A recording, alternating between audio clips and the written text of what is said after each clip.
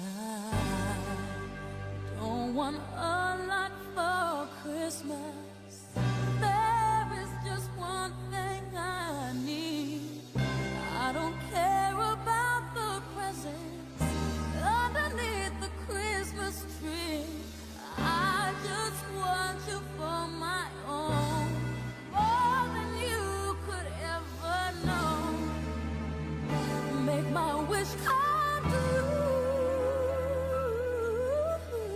All I want for Christmas is you.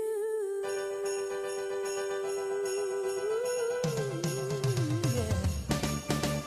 I don't want a lot for Christmas. There is just one thing I need. Don't care about the presents underneath the Christmas tree. I don't need to hang my stocking there upon the fireplace. Santa Claus will make me happy with a toy on Christmas Day. I just want you for my own, more than you could ever know. Make my wish come true. All I want for Christmas is you, baby. Oh, I won't ask for much this Christmas. I won't even wish for snow. I just wanna keep on waiting underneath the mistletoe. I won't make a list and send it to the North Pole for Saint Nick. I won't even stay awake to hear those magic reindeer play. 'Cause I just want you here tonight, holding on to me so tight. What more can I do? Oh baby, all I want for Christmas is you, baby. Oh, all the lights are shining so brightly everywhere. Every song the children's laughter fills the air. Everyone is singing. I hear those sleigh bells ringing. Santa, won't you bring me one I really need? Won't you please bring my baby to me? Oh, I don't want a lot for Christmas. This is all I'm asking for. I just wanna see my baby standing right outside my door. Oh, I just want you for my own, more than you could ever know. Make my wish come true. Oh, baby, all I want for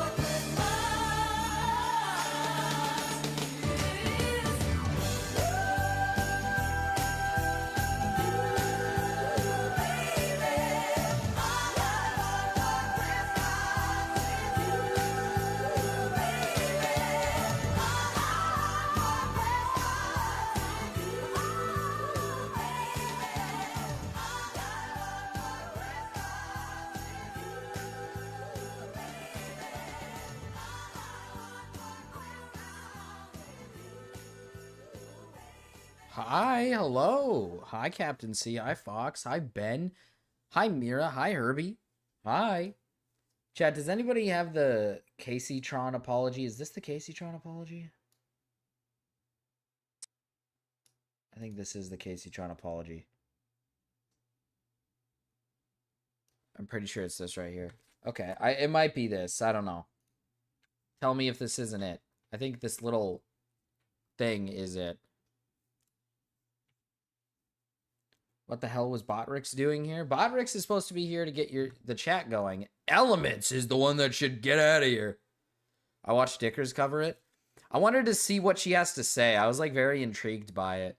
Cause like here's the thing. I think from what I'm hearing,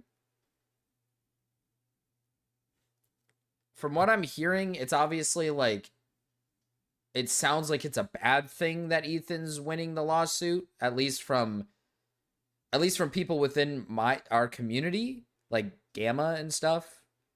But like I don't like Caseytron. I hate her guts. So like seeing her struggle is kind of funny. That sounds horrible. That sounds wrong. I sound like a horrible person for saying that. But like, she's a dick. She's like a horrible person, in my opinion. She's like, well, one, she's a retard, right? Like, she puts herself in these really terrible situations. So when I say I think it's funny, it's her own doing. Like, everything she does to herself, it's her own doing. Like, I don't give a fuck. But I just want to see what she has to say. Like, what did she say in this 3 minutes? What did she say in this 3 minutes? And by stating I take responsibility for Oh, this is someone else's screen recording. Or wait, no, this is her. Wait, infringing what? the content nuke. I want to begin by stating I take responsibility for infringing the content nuke. The lawsuit was not frivolous. When I said the lawsuit was frivolous and based on misogyny, it was to garner sympathy, protect my own reputation, and retaliate against the Kleins. This lawsuit has given me a greater understanding of copyright protection, people's copyrights, and the importance of protecting copyrights in the online content creation community. It is important for the entire content creation community to respect the intellectual property rights. Okay. I want to put it this way. I think out of all the people that Ethan Klein has sued, I dead ass think Casey Tron's one of the worst ones. Because she unironically does not react to videos.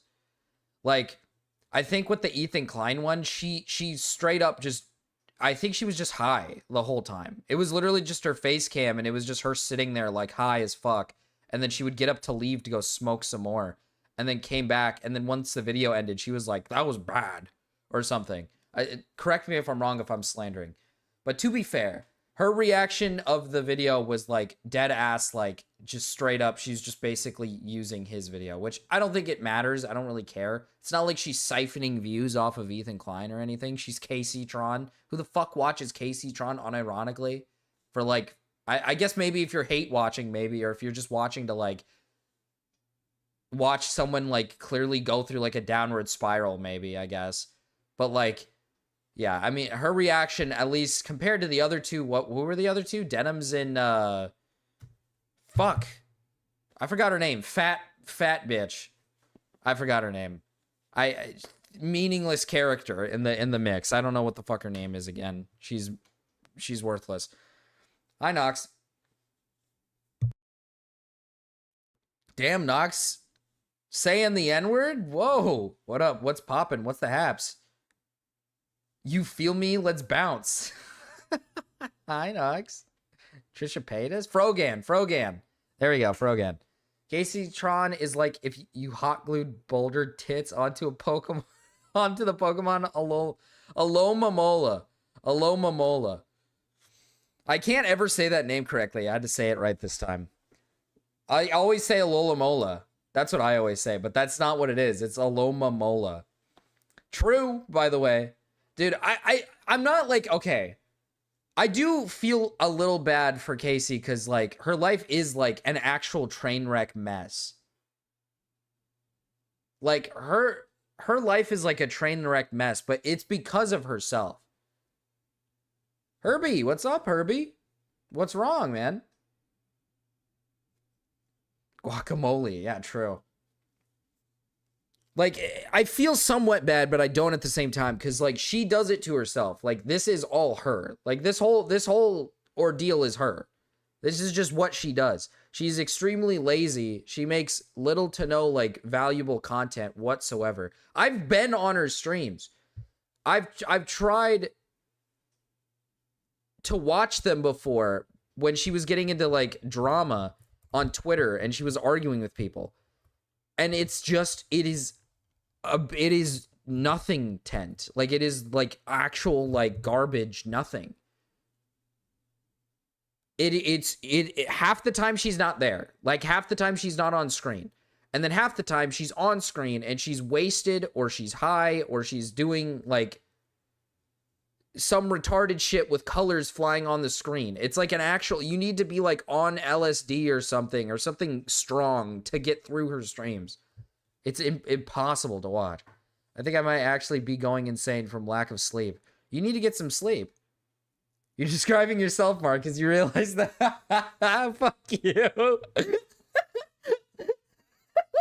Fuck you, Nugs. rights of other creators, and I will adhere to the lessons I've learned throughout this process going forward. I also want to make clear that I did not receive any support, financial or otherwise, from Hassan Piker. Hassan never even reached out to me privately to offer words of support. Speaking honestly, I found his indifference to my suffering hurtful, especially after he hinted he might help me behind the scenes.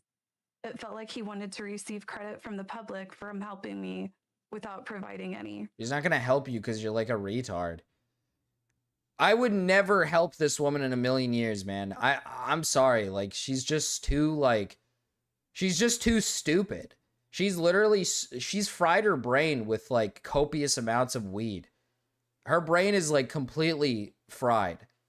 Like, she makes people like Asmongold look really intelligent. That's how fucking retarded and stupid she is.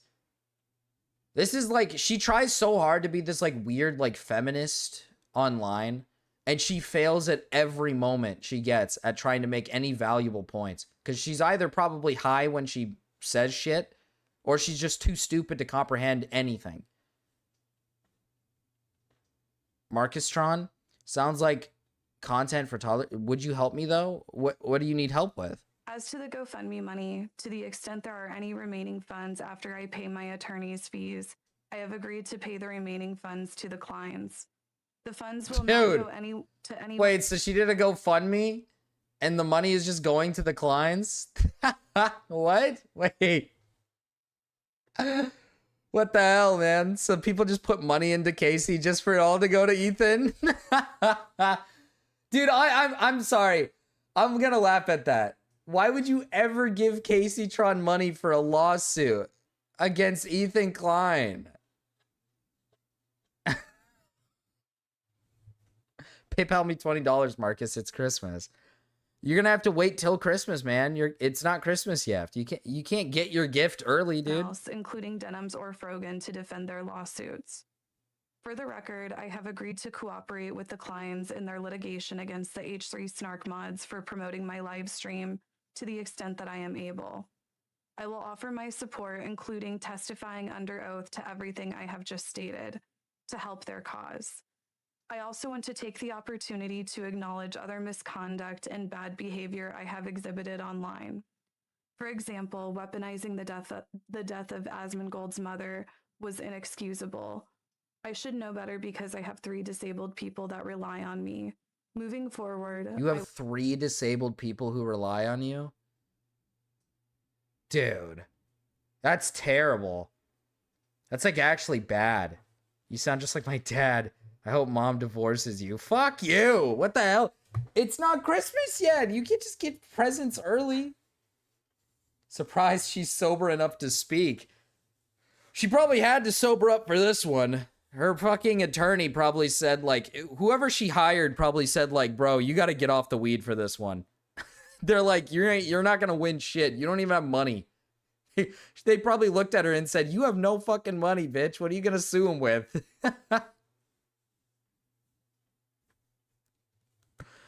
I got one of those Dubai chocolate bars and it was severely disappointing. I don't like the Dubai chocolates. Bro, they're so mid. For how much, okay, they're not like bad, but it's for how much you pay for them, right? You pay a lot of money for the Dubai chocolate. Like, it's expensive as shit. And it's not even like, it's not like it's revolution. It's not like it's changing the game of chocolate. It's not like it all of a sudden changed the game for chocolate, because it's not. It's not changing the game because it's just mid. It's just okay. It's okay chocolate. It just tastes like chocolate, but maybe from a different country or something. I don't fucking know. It doesn't taste like anything special. It's just okay. It was okay, but this thing was $10 fucking. It's just pistachio butter. Yeah, pretty much. It's like super expensive.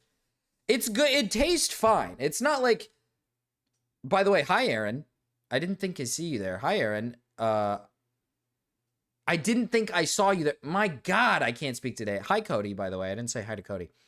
It doesn't taste like bad. It just tastes okay. Like, it's the most okay tasting chocolate, but it's like, I'm not going to spend $10 when I can just get a cheaper chocolate that tastes probably the same. It just doesn't make any fucking sense. It just has the name Dubai slapped on it, so now it needs to be fucking $20 million. Never heard of Dubai chocolate before? Will do better. It's I also it's want to chocolate from apologize to Dubai. the crew of the H3 podcast, particularly AB and Olivia. I apologize for calling them cowards for not quitting their jobs.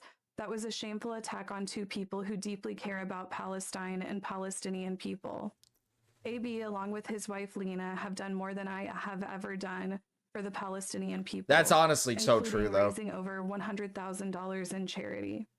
I recognize that they have actually made Literally anybody has done more work to support the whole Palestinians during the war than Casey Tron has. All this bitch does is stream, and then during stream smoke, and then after stream sit in bed and probably smoke even more.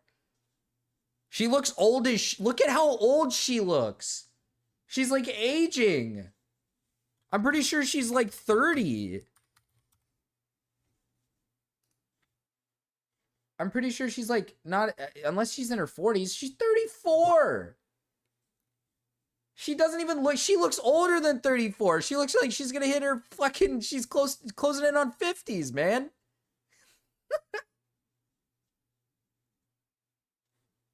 Like she looks old as shit. All she does is just smoke and do drugs and fucking drink, and that's all she does. She has to take care of 3 disabled people. She has to take care of 3 disabled people. She just said she takes care of 3 people who are disabled. I do not trust her with my life. I wouldn't trust her with anything.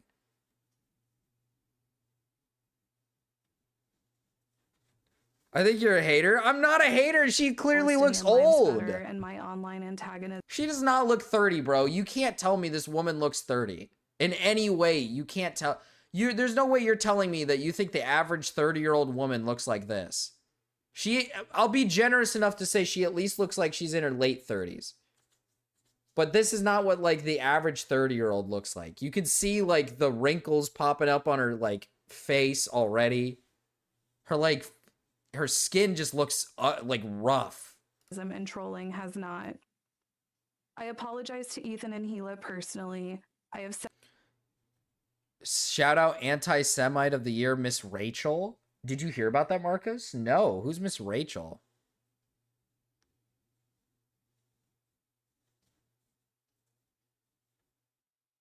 Maybe I just don't have a good reference for what old people look like. Exactly, man. Your mom, dude, my mom is like, well, my mom's young, but she looks young. She doesn't look like she's 40. She doesn't look like she's 40, right? In the 40s. And she looks hella young. She looks like she's the same age as, like, what's a good example? My mom looks younger than this, is what I'm trying to get at. My mom looks younger than this. And my mom is not 30 or 34. Extremely mean and cruel things about both of them, particularly my misogynistic attacks against Gila that never should have been said. I also wait, want to what? acknowledge Misogynistic the attacks? problem of anti-Semitism. Casey, you're like supposed to be like power to all women. Yeah, the Jewish Defense League named her anti-Semite of the year for helping Palestinian children. Literally, what? What? She got named anti-Semite of the year for helping Palestinian children? That's awesome. Is your mom hot, Marcus? I don't like. How do I answer that question? Wait, chat, Cody, rest of chat. How do you think I'm gonna answer this question? I'm not looking at my mom like she's a whole ass meal. All right, she's my mom. She's my mother. You know, I don't check out my mom. Like, what the fuck? I dread the day they find out I'm like 22. Say yes.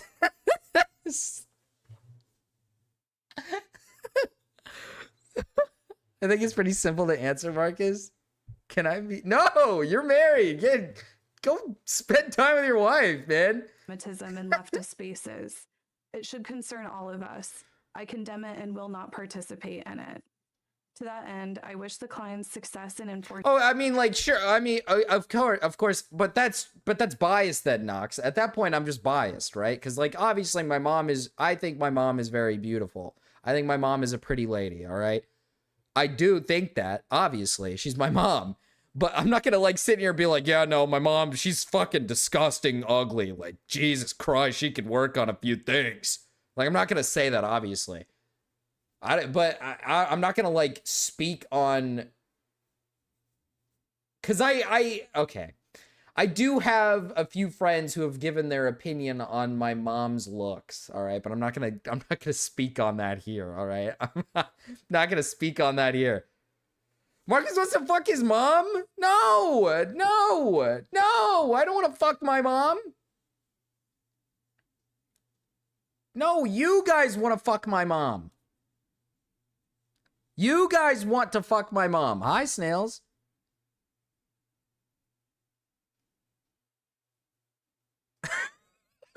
I'd put it down on Mama Marcus just for the badge. 2K.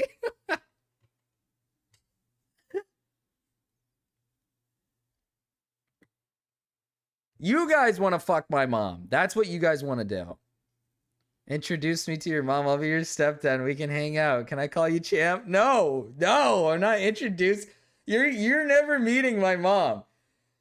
The community in general is never meeting my mom. She's not made for this kind of community. She wouldn't even... I don't even think she'd understand any of this. Oh, that's not true. She's a tad bit tech savvy, I guess, but she's not like fucking watching live streams. My whole family, my family pretty much knows about... It's weird. My family kind of like knows about the fact that I do YouTube stuff, and they don't understand it at all. It's like really funny. It's kind of funny and weird. They don't really get it. My mom does. My mom kind of understands it. She like understands how you can make money off of like YouTube and stuff. But that's about it. Me and your mom will watch your live stream together. Hi, Benson. Mom reveal. I'm gonna have Marcus' mom go live. Marcus, it's so cold, Marcus. It's hella cold. It's hella cold, dude. Like, okay, my family doesn't know about my channel and what I make. I tell them what I do, and they don't care to know. That's how deep it goes. I tell them what I do, and they're like, okay. And that's it. They don't like seek me out or try to find me on YouTube or anything. But it is getting like, it's a weirdly cold winter for Arizona. Like, it's just the beginning of December and it's already hitting a pretty low number. So it's very surprising. I'm sure it's pretty cold in other places, unless it's just here in Arizona. But I mean, it feels great outside. I went outside earlier today and oh my God, dude. Nice sunlight. It just was like the perfect weather. It was amazing. It was so good. It was so good. It was like, it's just walking weather. You can go out there and just like walk around and just wear like regular nice outfit and just kind of chill out. Oh my God. It was so nice. It was so good. It was so good. It's been raining too and I walk everywhere. Sales, I thought you were like disabled. I thought you like couldn't physically walk anywhere. I thought you were like broken down, like in a wheelchair. Wear more clothes. I'm tired of people complaining about the cold. Well, like how many clothes are we talking? It's like 35 here right now, dude.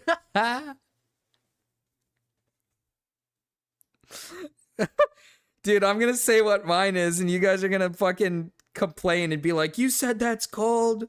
It is. Oh, it's 63. See, that's what I mean. That's pretty cold for the beginning of December for Arizona, man. Like usually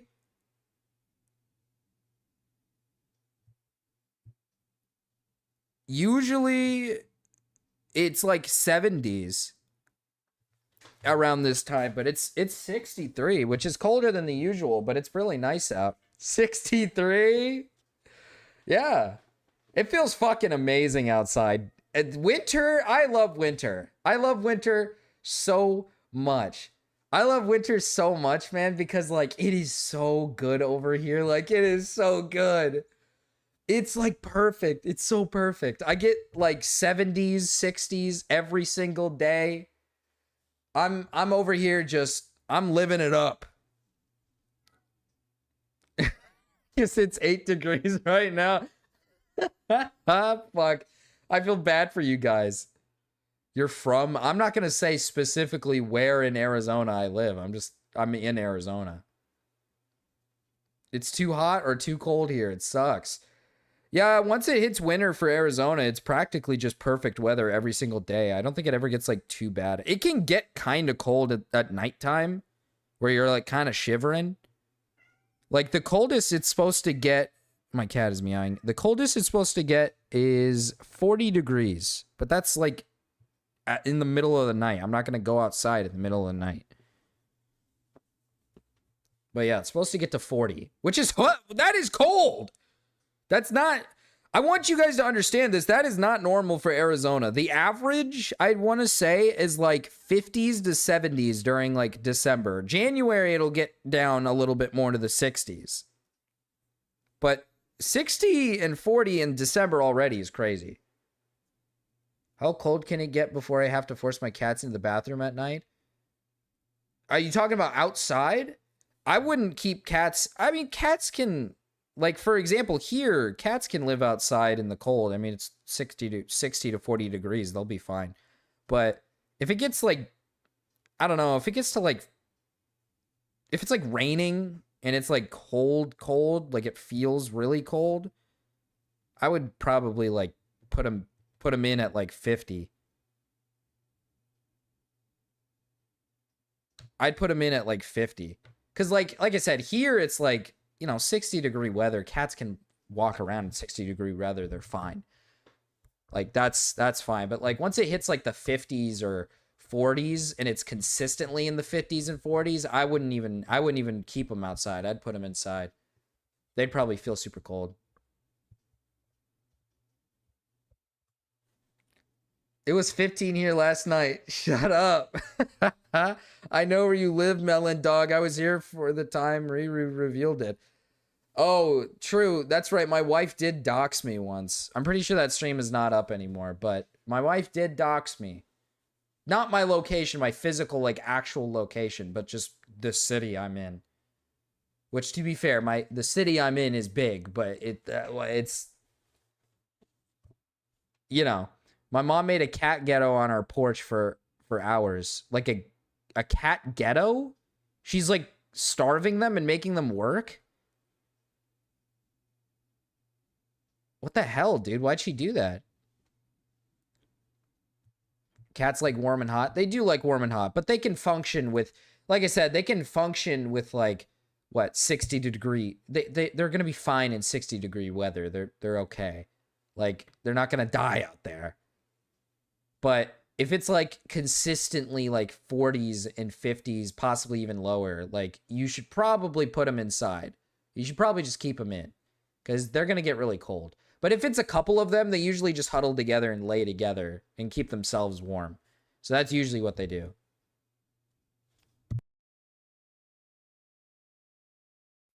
Cardboard boxes.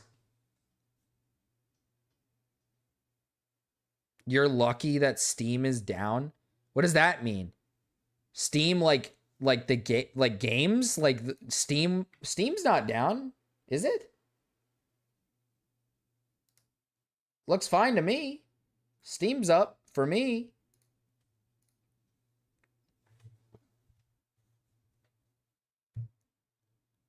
You've mentioned what car you drive in several businesses and restaurants near you. I just need to Google. I've never said what restaurants are near me. I don't think I've ever said. I mean, there's like I've said there's like Taco Bells and McDonald's, but those are like everywhere. They're like there's like one every like 2 blocks. So like I don't know. I don't think I've ever mentioned a restaurant before. or a business either. I don't think I've ever mentioned businesses or restaurants. Stream. Oh. My stream is down?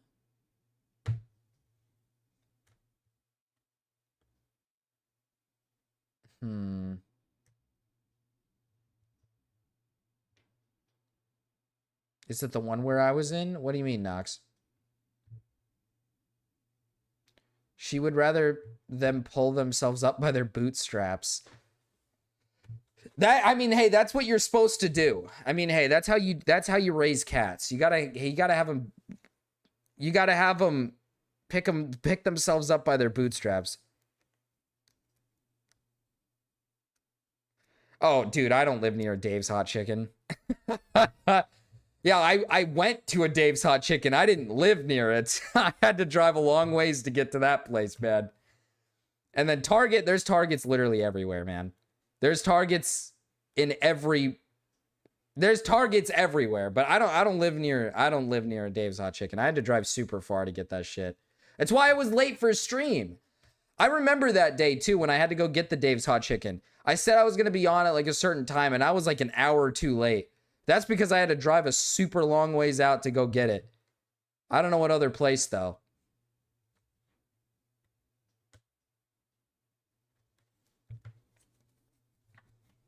But yeah, I don't live near Dave's Hot Chicken. And then, like I said, I would, if somebody got my location off of a Target, I'd shit my pants because there's like fucking 10, 20 of them in the city that I'm in. I don't know how you're gonna narrow it down. So you won't be able to narrow it down. TED Entertainment's copyright and protecting the legal rights of online content creators. Is that it, Casey? Okay, that's it. I was at the end of it. Yeah, I mean, I'm sure this is like evil or whatnot. I'm sure like what happened to I'm sure like the whole Ethan and Hila thing is they're evil. I'm sure. Or whatever. But like, I don't know. Casey deserves it. She's such a bitch. Fuck! Stop being mean, Marcus. Marcus, be nice. Don't call her a bitch. Don't be mean. Mesa? Oh, dude, I would never step foot in Mesa. That's not true. I go to Mesa all the time. I go to Mesa all the time. I hate Mesa, though. Mesa sucks.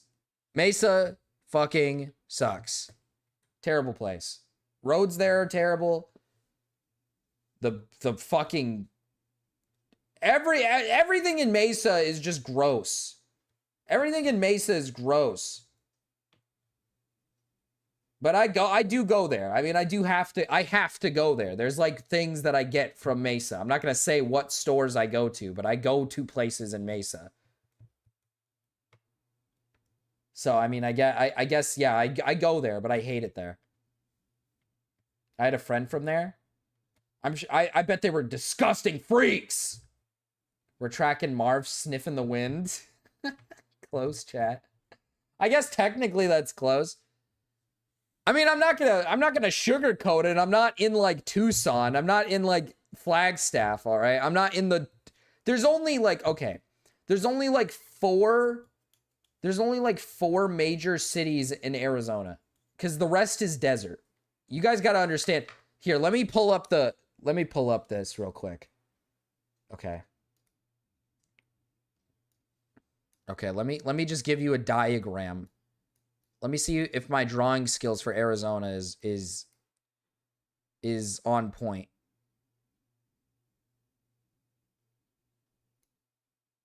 It's like, it's kind of like that. Okay, so then you got Yuma all the way over here. You got Tucson. You got Phoenix, and then you got Flagstaff. That's it. You see all of this emptiness? See all this emptiness? Let's fill it in with the color of what it is. All right, let's fill it in with the color of what it is. Actually, you know what? Let's be generous here. Let's be a little generous here. Let's be a little generous. Okay. Okay, up here. A little bit of this, a little bit of that, a little bit of this. Okay. And then the rest is this. Okay. Name every city? Oh my god. Okay, I guess there's like okay, so there's like Flagstaff here, right? Then we have like Sedona, Prescott. I can't remember what's over here, but there's something over here. There's Yuma, Phoenix, Tucson. There's like a small city down here that's like kind of relevant. There's like a little town over here that's kind of relevant. And that's it. Oh, and then there's fuck, what's that one called? I knew somebody from up there. I forgot what it's called. I'm grocery shopping right now, Steam happy. That's huge. But I'm not going to sugarcoat it, okay? Let's keep it real. Let's do a pop quiz here. Let's do a pop quiz. Where do we think that most people live? Where do we think that most people live? Do they live in the tiny little quiet mountain town of Flagstaff?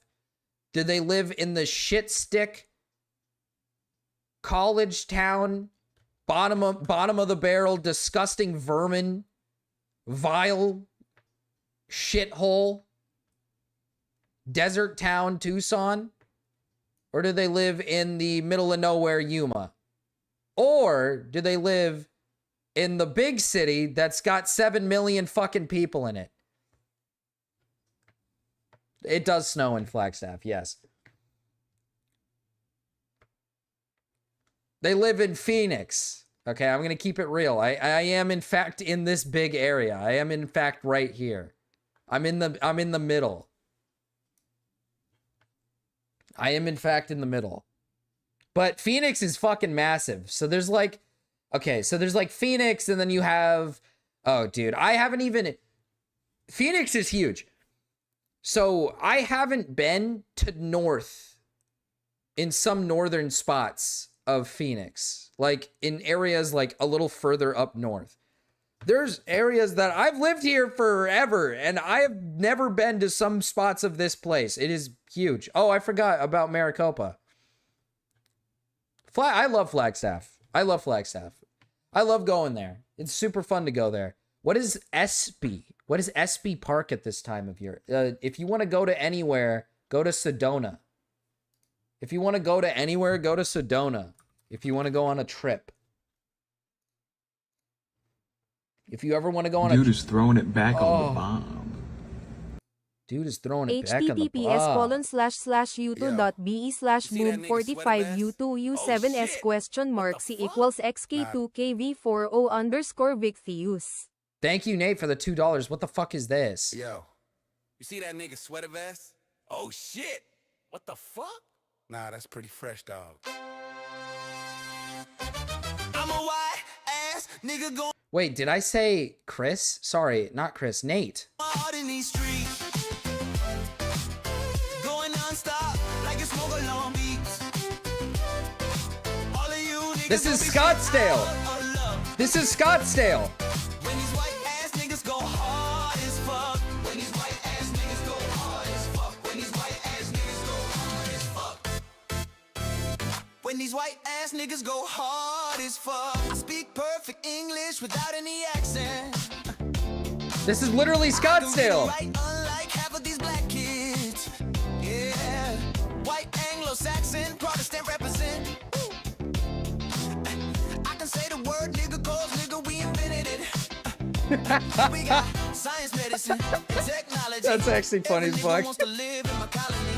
So don't you lecture me with that equality shit. We're going hard as fuck with no apologies, bitch. I'm a white ass nigga going hard in these streets. Going non-stop like you smoke a long beats. All of you niggas gonna be shit out of luck. When these white ass niggas go hard as fuck. When these white ass niggas go hard as fuck. When these Oh, white Jesus. ass Whoa. When these white ass niggas go hard as Oh, this song is a lot longer than I When it comes to work, anticipated. you know I'm always on time. Hey. Oh, they do love their Never Cracker catch me Barrel. late or see me cutting in line. Oh, yeah. All my neighbors Where's love the me third 'cause I'm hand? such a nice guy. Hey, yeah. And I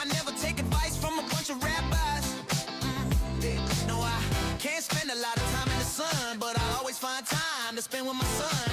And I still call my dad at least once a week just to let him know I'm going hard in these streets. I'm a white ass nigga going hard in these streets. Going non-stop like it's smoke alarm beeps. Scottsdale anthem.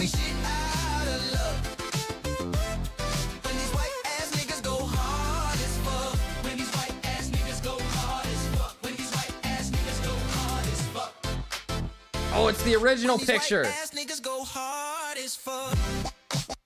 These white ass niggas go hard as fuck. These white ass niggas go hard. Oh, it's the original.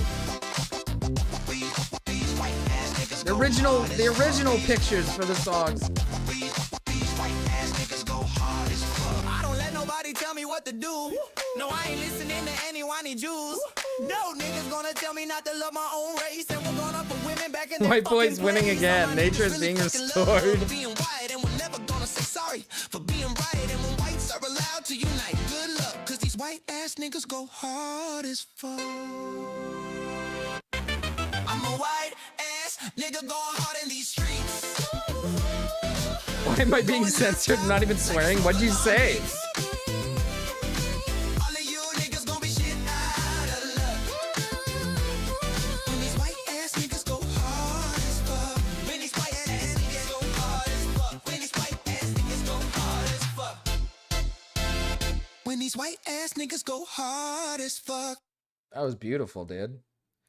Nate got it on point. That's actually dead ass what Scottsdale's like. So we have like a million like golf courses. That's over exaggerating, but Arizona has like a lot of golf courses, right? And Scottsdale has a shitload of them. And it's basically, okay, so there's Phoenix, right? And I think Scottsdale's in a league of its own. That's basically where all the rich people live. Like that's not Phoenix. Like when people show Scottsdale, don't get your hopes up, because that's not what the rest of Phoenix looks like. Scottsdale looks way too fancy for what Phoenix actually looks like. And I like Scottsdale. I've been to Scottsdale. It's like very cool, but like at the same time I don't like it because it's just too many rich like snobby assholes, and it's just the whitest place I've ever seen. Like I'm used to living around a bunch of like, you know, black people, Mexicans, white, it just doesn't really matter, like all groups of people. But when you go up to Scottsdale, there's really only just one group, and it's just a bunch of like, it's like stepping foot in I'm not gonna say that. I'm not gonna say that. Oh, you just said it's so good. What the hell? Why are they censoring Benzin? They don't like it when a white boy gets down? They don't like it when a white boy gets down to the beat? The fuck? YouTube, what the fuck? A white boy can't groove? He can't get his groove on a little? I don't have those shorts. The fuck? Why are we just trying to dox Marcus? I'm not going to give you my actual location. I'm not going to tell you where I live. All right, I'm not going to tell you where I live exactly. That'd be fucked up. But, all right, we're back to the Danish deception. Our poor, innocent, black, Nigerian, African-American woman is being fraudulently fucked over by this evil white man. The evil white Danish man. So where we left off, I think, is she's given him so far in total $25,000. She married him, so she's already married to the guy. She went on vacation with him to Paris. After the vacation to Paris, because he was having issues, quote unquote, issues with his family. And not with just his family, but with paying off debt, quote unquote debt. He owes apparently $300,000 in taxes to the government. She gave him even more money to pay for it. So now they're married and he's living in America. But we haven't gotten to apparently there's more to this. And we're only on part 10 and there's 25 parts.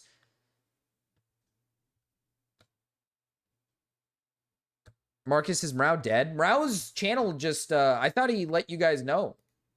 I thought Mrao let you guys know. He his live channel, he can't stream for a week. I don't know when that happened. I don't know how long ago that happened, but he's not able to stream for a week because he got a strike. So he's fine. Mrao's fine. He just got a strike on his channel for making fun of Larix for being trans. He didn't make fun of him, but he, you know, he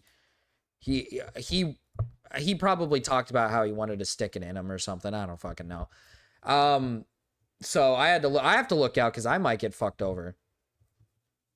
Almost a week ago? Okay, so he's back soon. He also hasn't been live on Kick, so I just assume he dead. Well, he's also got like tuberculosis and like bronchitis or whatever. He's got like a deadly virus in his lungs right now, so he's like trying to fight it. So just wish him luck. Larix is so gay, man. He deserves criticism. Yeah. Yeah. I listen, I'm not criticizing him. I was complimenting him. I was saying Larix was a pretty lady. I think Larix has the potential to be a very pretty lady, all right?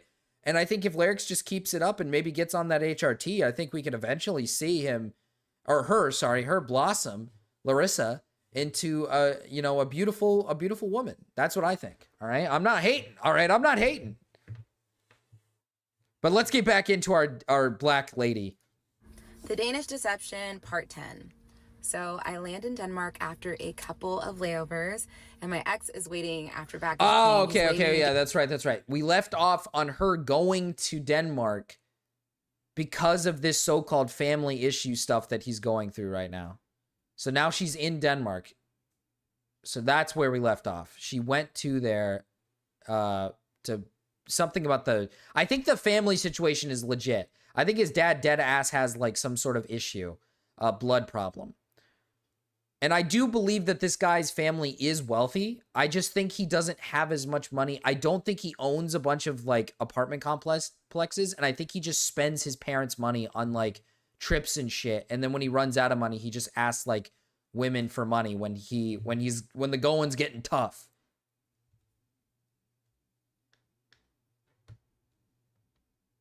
Marcus wants the lyrics. Larussi. There we go. Larussi. I don't want the Larussi. I don't want nothing to do with his pussy. All right.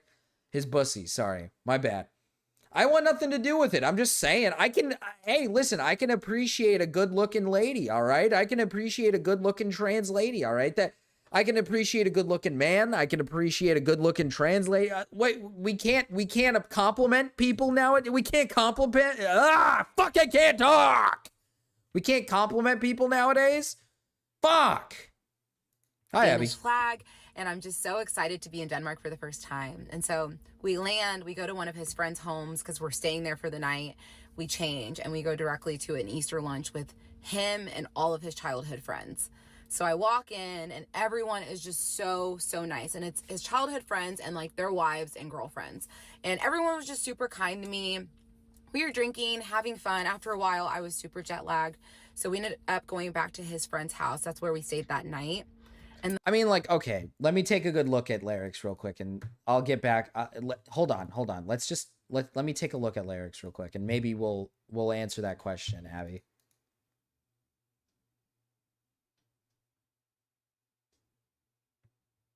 Let's see.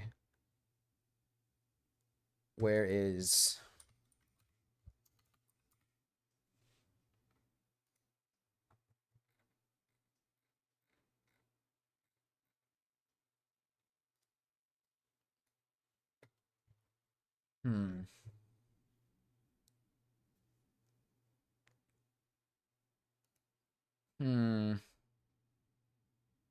I mean, I said it before. I mean, if she just grew out her hair, if Larissa just grew out her hair here, I would honestly say this isn't half bad. You know, I would say this isn't half bad. I mean, I'd say she's cute. You know, I'd say she's cute. Now, Food Shops, on the other hand, P.U.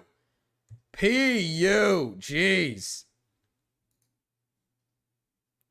But I mean, if Larissa here just grew out her hair and got it nice and long, I think I think she could really. No, Dude is throwing it back on the bomb.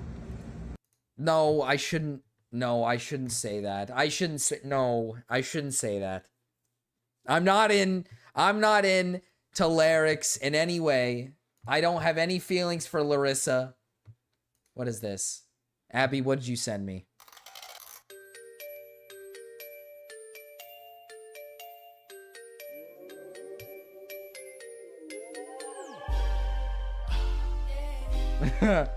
Uh-oh. Uh-oh. There is no moment.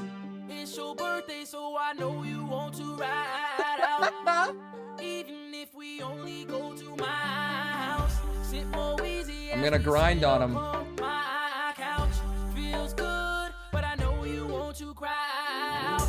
You say And then he's like, oh, oh, Marcus.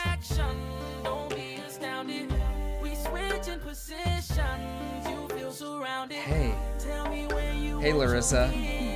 Why don't you pucker up for me? Mwah.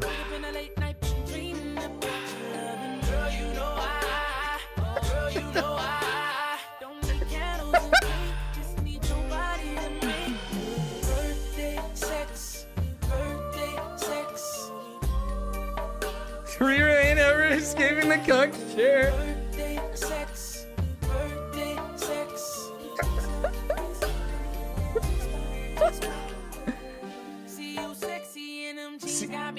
Like, look, he's looking at me. He's like looking at me and he's like, oh my god, Marcus, I never knew.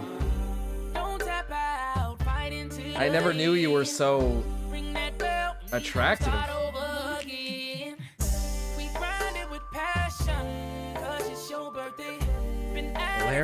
Larissa, those nails, they're so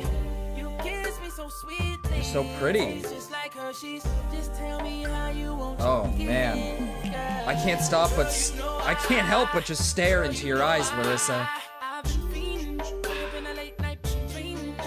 Your beautiful, beautiful blue eyes. What beautiful strawberry blonde hair. I never noticed how supple your melon is, Marcus.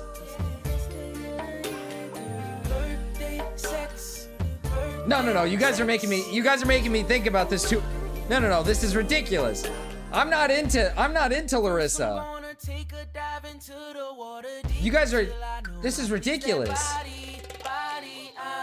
Shut up and kiss me, you crazy dog. Mwah, mwah, mwah, mwah, mwah. Oh, jeez. Oh, God. What have I done? Larissa, I'm a married man. But you're just so irresistible.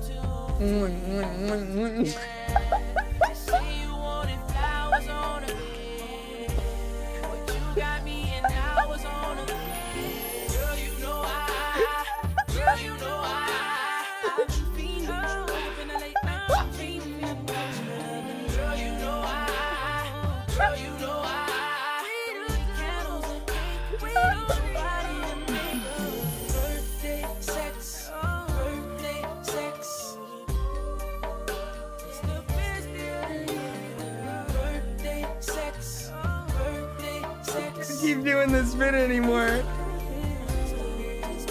I'll lick the peanut butter off your balls. I can't do this bit anymore. This is too weird. It's too weird. Marcus is the bottom here? Excuse me? I'm not the bottom. What? Larix is the one making the transition. What do you mean? What do you mean? Don't let your wife come between you and true love. By the way, hi Bacon. Hi Bacon. Hi. You came in at a great time. God, dude, that wasn't the bit. That was a bit of a rough bit. Ran through Marcus. Oh, ran through. What? Because I have a wife, I'm ran through now? Fuck you. I'm not ran through. What the hell? If anything, Larix is ran through. Kai really changed him, all right? And that And listen, hey, listen. Keep this between me and you, chat. But I mean, that pussy must be, that shit must be damn near like astronomically good if he's making transitions. All right. I mean, she's got to be making demands and it's got to be working. He's under a trance or something. I mean, that's all I'm going to say. That's all I'm going to say. Don't, please, I got to get rid of the stream afterwards because I don't want my channel to get a strike like Mrao, bro. I don't know if his channel got a strike because, like, Lyrics fans just flagged the video or something. I cannot let... I don't want a Lyrics fan to see my shit, bro. Because I'm worried that this shit is... I can't stream for a week. I'm gonna be in the same boat as Mrao. Does Mrao know you're cheating on him? Mrao doesn't know I cheat on him a lot. So, I mean, let's just keep it that way. Hey, you don't have to let him know. You don't have to tell him. You don't have to tell him. Hey, let's keep this between me and you guys, chat. Let's keep this between me and you. I'm a bit of a player.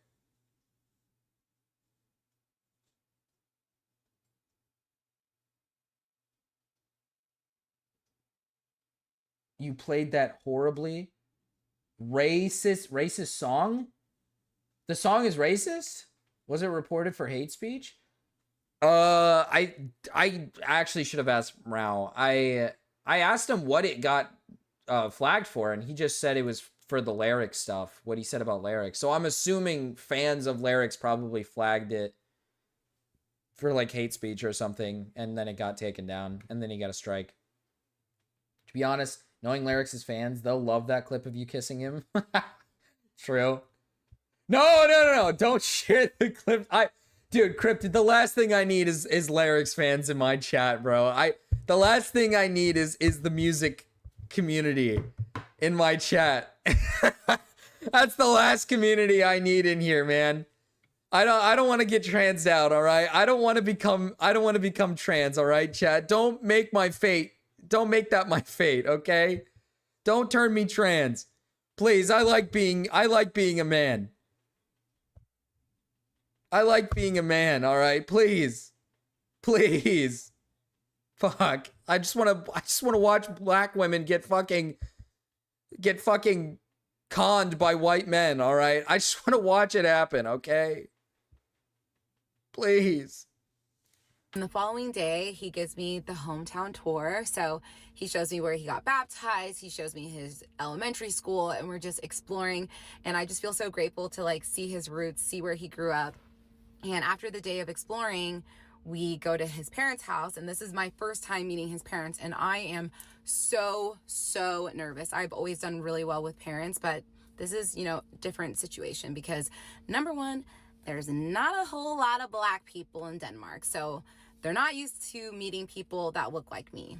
Also, the racist racist has made it very clear that he's moving to America. So you can only imagine how a mother might feel about the woman that's moving her son 5,000 miles away. Especially because she's So so I was dark. really nervous, but I'm not even kidding. The second I walked You in, will me and wear his the mom dress. instantly connected, and I think we bonded Hell over no. our mutual love for my ex. And so it Hell was no. his parents and his sister and her boyfriend that she had just recently started dating were all at this dinner. She cooked a very traditional Danish meal. It's called flæskesteg. I remember I had seconds, I had thirds. I think that made her fall in love with me even more because what mother doesn't want a girl that's going to eat their food? And so I brought her like a bunch of gifts. Her and his father, I brought them gifts from I don't get that Dallas, shit. And I don't get that shit. Why do people let me ask this question. Like, if my kid brought home their partner and their partner just didn't like the food I cooked and they just don't like the taste of it, I wouldn't be mad at them at all. I wouldn't care. I'd just be like, oh, you don't like it? Okay. I'll make something else next time. Well, you know what I mean? Like, I don't understand. Like, you don't have to like, I don't really get it. Why do people like that? Why is it like, why do some people determine like whether they're going to like their partner based off of if they like their food? Because some people's foods are like fucking exotic as shit, man. Some people's foods like are a little too much. They're a little too much. Snails? Don't salt the snail, dude. That's fucked up. Some people get so offended and think you're just being picky. Because, like, some people just don't like certain foods. You know what I mean? Like, that's just how it is. Like, that's just the reality. And let's say that certain food has a food item in it that you just don't like. You don't have to like it. Like for example, like when my wife met my family, there's certain foods that she doesn't like. And when they served it, she didn't pick it up. She didn't get it. She just specifically said, like, I don't like this type of food. I can't eat this type of food. And they didn't care. It's not like they were like, God, get this stupid whore out of my house. She won't eat my food. God, why would you ever even pick her? She's such a dumb whore. I've met people who are like that. I've met people who straight up, like, their partner will come and eat their food and they're like, it just wasn't for me. And the parent will unironically be like, you will not marry this person. And I'm just like, what? It's just food.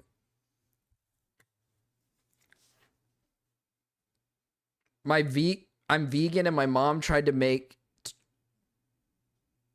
me pick bacon out of green beans. Younger people are more chill about it usually.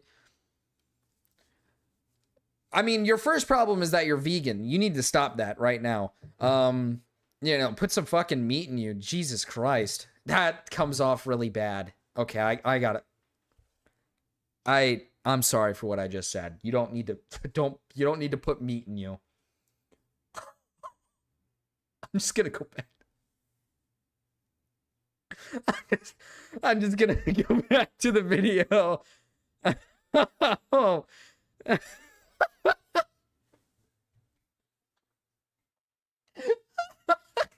My mom got belligerent one time when she made couscous, and me and my brother hated it. She forced us to eat it. It was weird. I'm just gonna go back to the video. We just really bonded that first day. She brought out all these photo albums and was showing me like my ex's childhood photos, and it was a really special night. And I remember what is in my couscous? ex kept being like, are you sure you're okay with staying here? Because one thing I will say is they lived in a very, very humble home. And listen, I know there's billionaires out there that drive Honda Civics, so I don't judge. I'm never the type of person being like, why are you guys staying in this small house? Spend your money the way you want to spend your money. So I didn't think anything of it, but I was a little bit surprised. And also Denmark is not the type of place that has all these like big houses. Like a lot of the homes are small regardless of if you have money. But again, didn't think anything of it. So we have a That's great another dinner. red flag. Another red flag. Goes to the house. Turns out their house is like not really like billionaire-esque. This is royalty, lady. This guy apparently is part royalty, man. I don't know. This is just kind of a red flag. Why would he have such a normal citizen, basic middle-class citizen-sized home? Think about that for a second.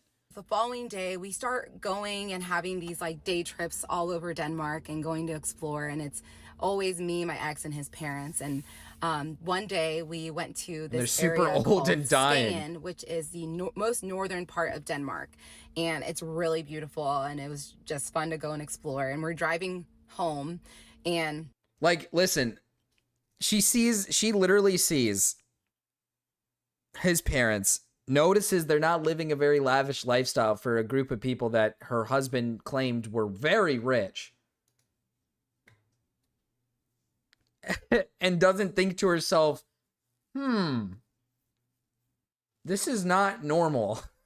Like, they're rich, man. Like, you'd probably expect at least some lavish living, at least a little bit, right? Like, at least some lavish living, unless they really are that humble. But I mean, I don't know. God damn it, dude. That couscous, what is this? That looks like shit. What is it?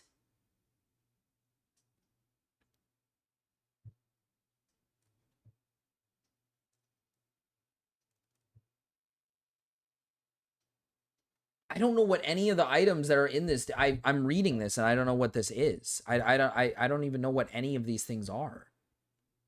Small steamed granules of rolled semolina, served with stew spooned on top. Pearl millet or millet or whatever. Sorghum? I don't know what the fuck that is. Bulgur and other cereals are sometimes cooked in a similar way in other regions. The resulting dishes are also sometimes called... Okay, I need to look this up. What the fuck is this? I don't know what any of these things in here are. I'm learning about new foods. I've never heard of...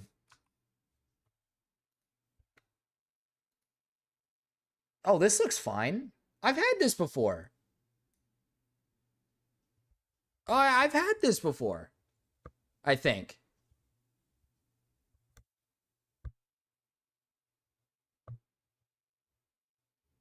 I will admit, I've had this before. I didn't like it.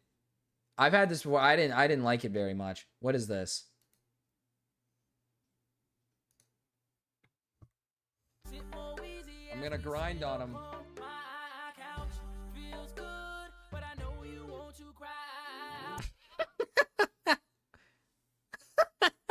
Actually, the song's perfect there. I know you want to cry out.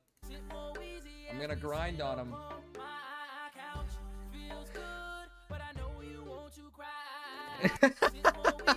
It's actually the perfect part of the song. What the hell? That's actually like kind of perfect. That's actually a perfect part of the song for me to start grinding on him while we're on his couch. Like, that's literally like, oh man, I hit that spot on. I'm actually proud of myself now. I'm actually hella proud of myself. I eat some weird stuff, but that shit ain't for me though. Yeah, I think I've had that before. Now that I look at it, I think I've had it before. I don't think I liked it though. I'm pretty sure I hated it. Marcus is from a long line of melon dogs. I am in fact from a long line of melon dogs. We live a long time. The melon helps. The melon does help. My ex starts yelling at his dad. His dad is yelling back. They just start going at it. And obviously they're speaking Danish. I have no clue what they're saying. My ex pulls over. He gets out of the car, storms out, starts like walking away. I get out of the car. I chase after him. I'm like, what's happening? What's happening? And he was like, my dad basically just said that he's over today. He just wants to go back and watch his game. And I was like, and he basically said he was really upset because he felt like his dad wasn't making an effort to get to know me. And that's when I realized that him and his dad had a really, really toxic relationship. And I also noticed that like they basically exchanged like 1 to 2 sentences a day. I also noticed that he wasn't as close with his sister, his little sister, because I mean, they would talk all the time. And so I thought that was a little strange too. But I don't know, you know, I'm still trying to really understand this family dynamic. But what I do know is that he's a mama's boy. He's close with his mom, which, you know, that was... No, it's...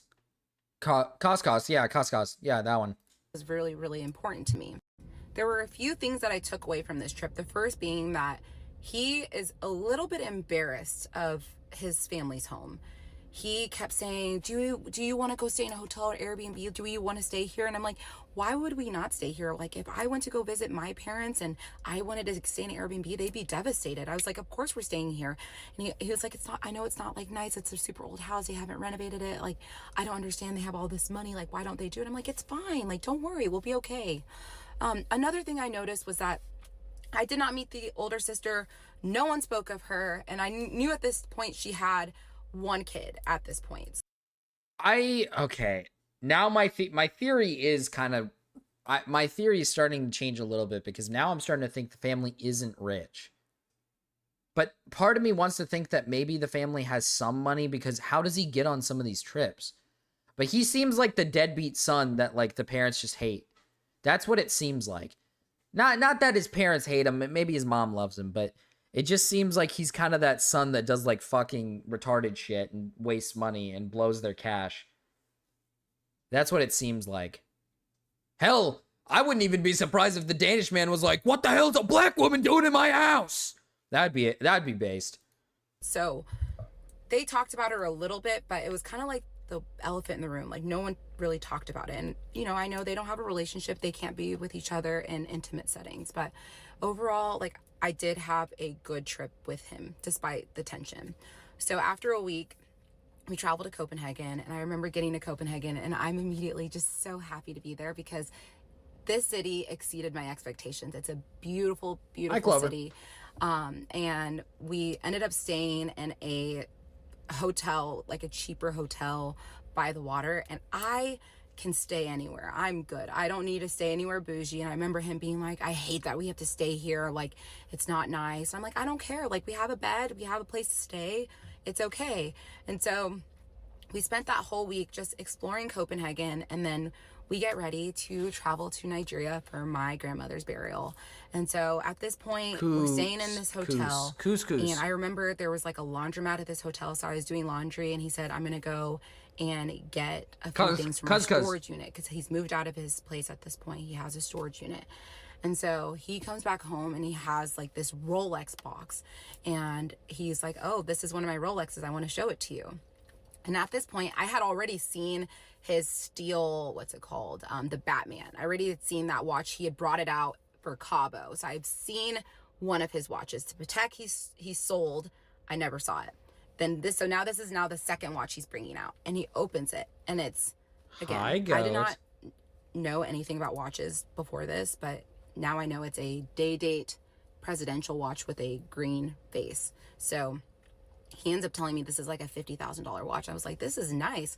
And keep in mind, we're about to leave for Nigeria in like a day. I'm like, why'd you bring it out? And he's like, oh, I'm going to bring it to Nigeria. I go, you're going to do what?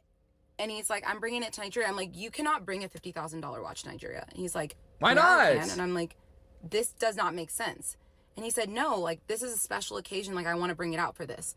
And so I told him, okay. Am I tripping? I don't understand like the watch hype. Why do people like, what is the hype around watches? I don't really like get it.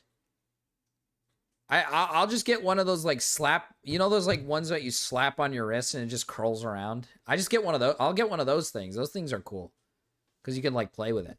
But like, I don't really understand like why people do this. Like, oh, this is a special occasion. Let me go put on my watch. Like, what the fuck does that want? Marcus, why were you grinding on Larynx? Where'd you see that? Where'd you see that? Goat, where'd you see that, Goat? Oh, you saw it in the clips. Hi, cats. They're timepieces, not watches. It's just a flex. It's about being able to flex? Okay. Well, that's fucking hilarious that he's like, yeah, when I go to Nigeria, I'm going to put on my $50,000 watch so I can flex on these hoes. Like, fucking a bunch of poor black people just sitting in their dirt huts.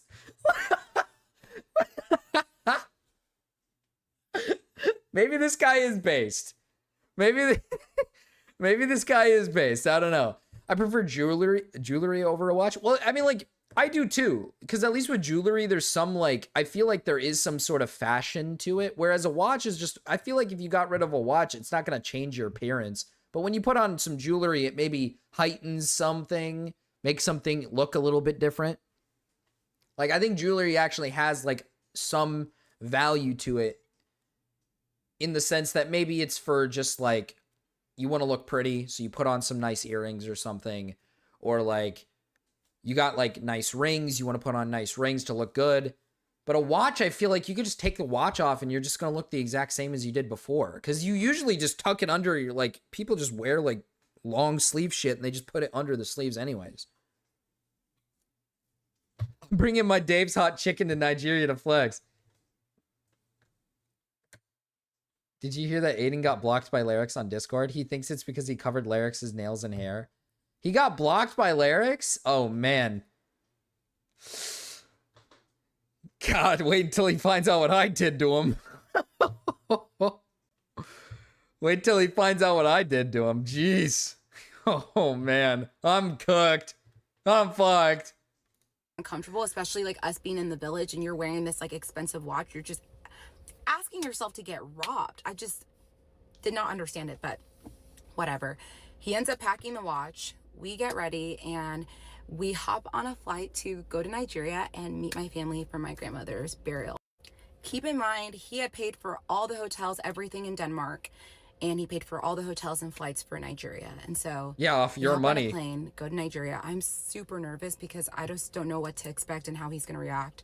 But we go, we meet up with my family, and This is does straight up like, so this is like 90 Day Fiance type shit. This should have been recorded.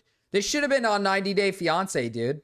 This would have made for a, dude, I feel like it's going to get really weird. Because everybody who knows about this drama, they said that it gets like really heated. And there's 15 parts left, so there's got to be something, there's obviously more to this. So like, this would have made for such a good 90 Day Fiance series. Oh, he's going to know in about 5 minutes once he accepts my chat request. No. No. And it No. was funny because He mentioned everyone it on wanted to stream take last night? photos with him. and- Oh, damn. Wait, Larix mentioned it on stream? Aiden watching it? Dude, Larix is actually transing out. It's getting kind of scary. He was meeting my extended family, like my grandmother. I never thought I would bring a man home to meet my grandmother. I felt like I fell deeper in love with him, watching him just emerge. Oh, it's a himself in nice my 63 culture and out for me, Nate. be there for my family while we put my grandmother to rest. And Oh, Aiden. Okay, it was Aiden. just a really amazing, beautiful trip. Honestly, there was nothing crazy that happened. And he tells me while we're in Nigeria that the law firm has settled the issue with his taxes and they're filing a document for the accounting firm to pay out a settlement, and it'll be paid out soon, and then he'll be able to transfer me the money that I'm owed. And so I'm like, oh, I'm breathing deeply, and it's awkward because I want to bring it up to him all the time, but he's also paying for everything, so I feel like I don't want to put too much pressure on him, even though I should have. So we come back to Denmark, and at this guy's point, so we are weird. trying to figure out what our plan is, when we're going to come back to the States. And he says, you know what, like, let's just go back to my parents' house in my hometown. They were actually on a vacation, so the house was empty, and we can figure out what we want to do next. And I said, okay, that sounds good. So we go to his parents' house, and at this point, I'm still working remote. So I remember I was at the dining table working, and he walks up to me, and he says, I have some really, really good news. I was like, what's up? Oh, He good said, news? My realtor just reached out to me and said there's a very wealthy family that is interested in purchasing this apartment complex. And I was like, oh my gosh, this is the best news in the world. And he said, there is one caveat. Uh-oh. And I will continue on in part There's a 11. caveat. There's a caveat. The Danish deception. Oh, part God. 11. Okay, so he tells me that his realtor has found a buyer for this apartment complex, and there's one caveat. So apparently it's a very wealthy family. He did not know who this wealthy family Black was. woman speaking. Butters, it's been so long. What the hell? Hi, Butters. Nate, you're so old, it's crazy. You should have invested in Bitcoin. Yeah, Nate, why didn't you invest in Bitcoin, man? Dude, the viewership went. Cryptid, where are you putting the clip, man? Stop. Where are you putting the clip?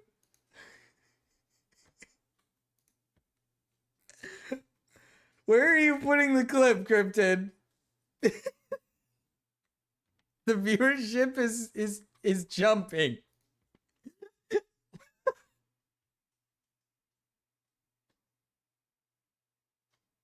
Abby, you just played birthday sex. Young card has been revoked. Come on, Abby's gay. Abby gets a pass. Abby's gay. Gay people love birthday sex.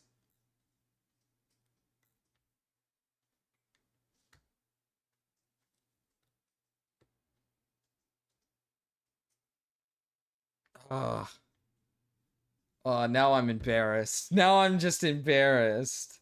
Oh, jeez. I'm This just family, embarrassed. the way they draft up the contracts, whenever they have to buy a property for tax purposes, and there's like a certain cutoff for when they need to acquire a property, they have like their own contract drafted up that basically requires the buyer and the seller to put money into escrow, so that if the seller changes their mind of selling the house, they get liquidated damages. Basically, make sure the deal goes through. I have never experienced anything like this in my real estate career. Obviously, Denmark is a different country. I didn't really know how real estate worked dude, there. he's So lying. not only is it different rules and guidelines, but it's also I've never worked So with you like grinding- a super ultra wealthy Grinding family. on a new fans individual, baby. No, dude. Where did you put it? No. Oh my god. I'm cooked. I'm so cooked. Cryptid, what did you do? What did you do, man? Oh no. I'm so cooked.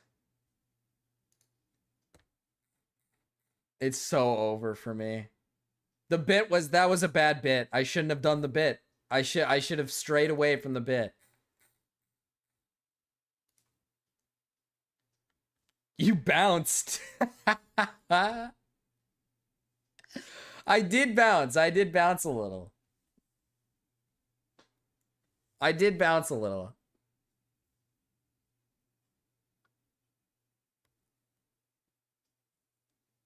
Cryptid running Supreme Straight Ops. Dude, like, I'm on watch now. I'm literally on watch. Like, I'm being like watched over now because I was grinding up on trans lyrics, dude. It's fucking over. I'm so cooked. Family. I'm on before gay to watch. understand that this might be a requirement or something added in their contracts. And so I remember being like, how much is it going to be? And he's like, oh, it's going to be like $120,000. I remember just like being like, well, we don't have this money. Like, there's no way we can make this work. And so. Okay, hold on.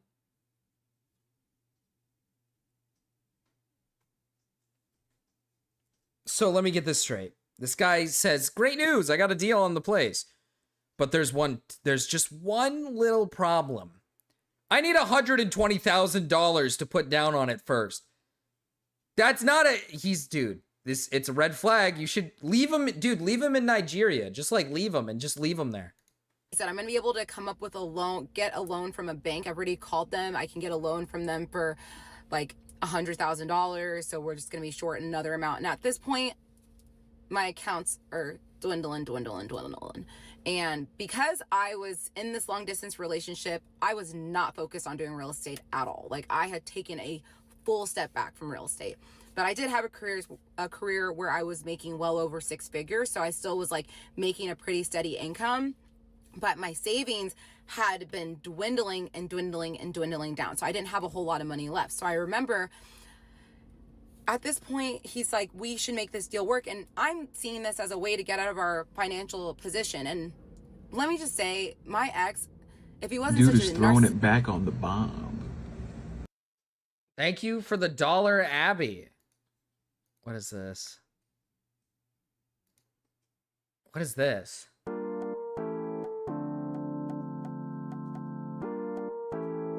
I actually don't know what this song is.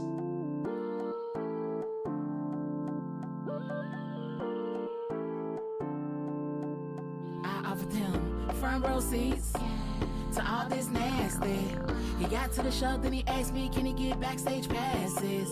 In between my cheeks, giving him my biggest assets. Got my asshole squinting on his dick like it might fuck around and need glasses. Front row seat, yeah, to all this nasty. He got to the show, then he asked me, can he get backstage passes? In between my cheeks, giving him my biggest assets. Got my asshole squinting on his dick like it might fuck around and need glasses. Raw dog, all dogs go to heaven, so you know that nigga deep in the twat. Emily Elizabeth, big dog in the shit, nigga might jump off the cliff, he could drop. Dick in a pussy like it's trying to pick a lie. Dude is throwing it back on the bomb. Pussy wrapped all around your dick, it'll make a bitch moan. https://youtube.me/9nnjk6xxwc_OZIL6TV18RZPKGG. I'ma watch that dick if you come gallows. Witness when I visit, I leave him, it just be Oh, here, wait, this is better. Fucked him relentless, then left him, I'm not This would be better. Let him lick it, stick it, flick it, dick it, bring donation, here this wicked. He can't pull out, tow truck, get it back, though me, I love that entrance. Front row seats to all this nasty. He got to the show, then he asked me, can he get backstage passes? In between my cheeks, giving him my biggest assets. Get my asshole squinting on his dick like it might fuck around and need glasses. Front row seat, yeah, to all this nasty. He got to the show, then he asked me, can he get backstage passes? In between my cheeks, giving him my biggest assets. Get my asshole squinting on his dick like it might fuck around and need glasses. This is definitely Abby music.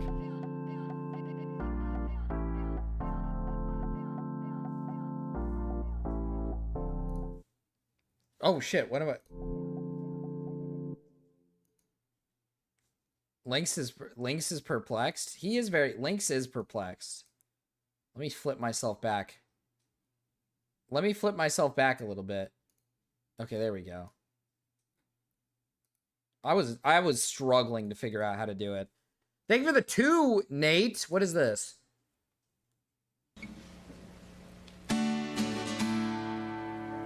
What is this? You're really not opening your case here.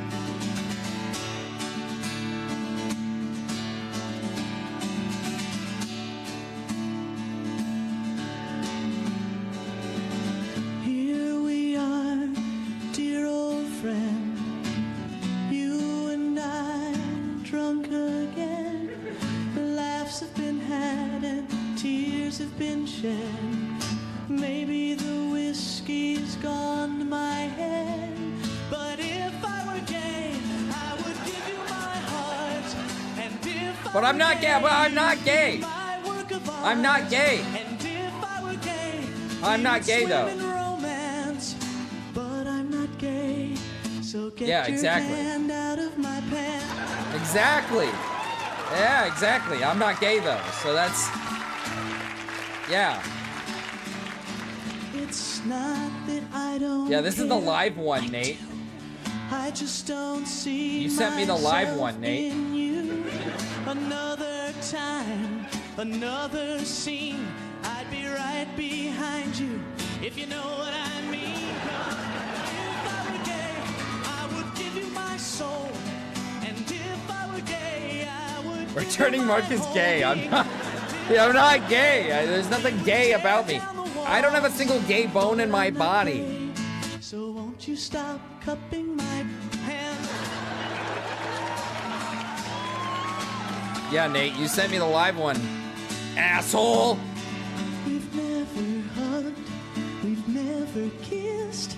I've never been intimate with your fist. You have opened brand new doors. Get over here and drop your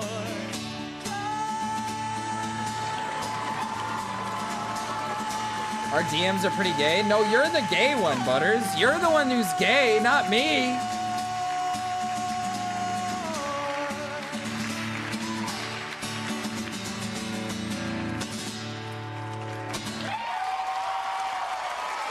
Hey, that one was for you, Lyrics. If I were gay, I'd want you. Thank you, boys and girls. If I were gay, I'd want you, Lyrics. I want you to know that. Mwah. All right, back to our black deception thing. My Gamma DMs are actually the evil ones. Is Gamma gay in those? Oh, I didn't realize Gamma was that freaky. Huh. Well, the more you know. Narcissistic psychopath, he'd be such a great actor because the way he sold this stuff to me, like, it was insane. So I remember he Stand the fuck up. I'll stand up because I ain't hard. I would never get hard to a man. I would never He was gonna take his watches to a store to see if he could get a Oh. I'm gonna sit back down. sold within 24 hours. Dude is throwing Obviously, it back on that the might be bomb. Dude is throwing it back on the bob. Thank you for the $1, Abby. God damn it. Now I'm getting gay songs. Now I'm getting a bunch of gay songs. What is this? This is for you for coming out.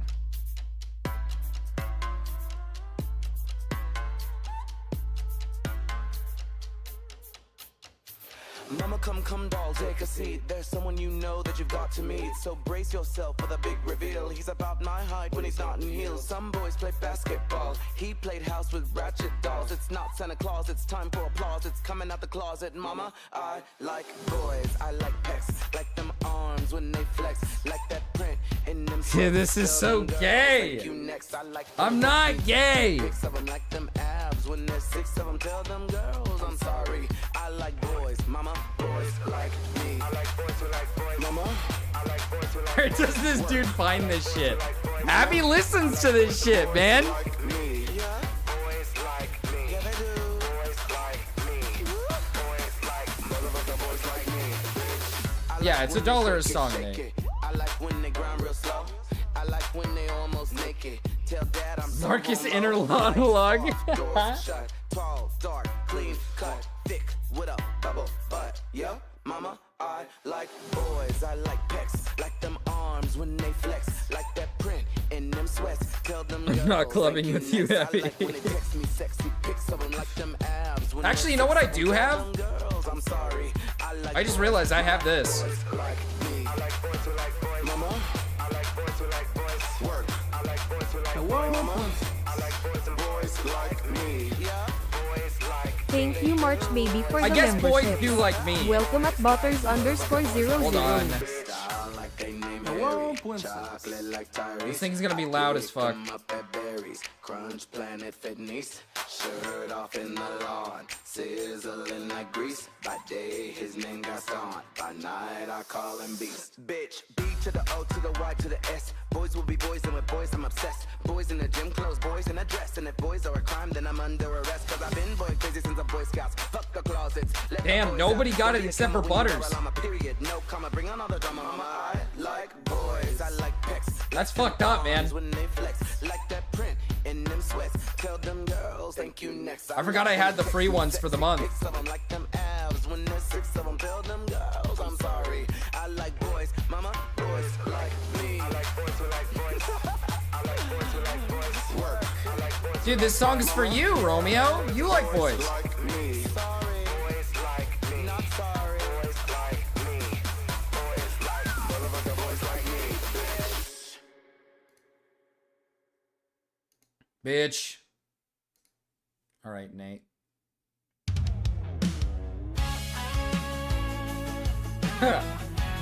What is... Okay, dude, this is gonna be evil as fuck.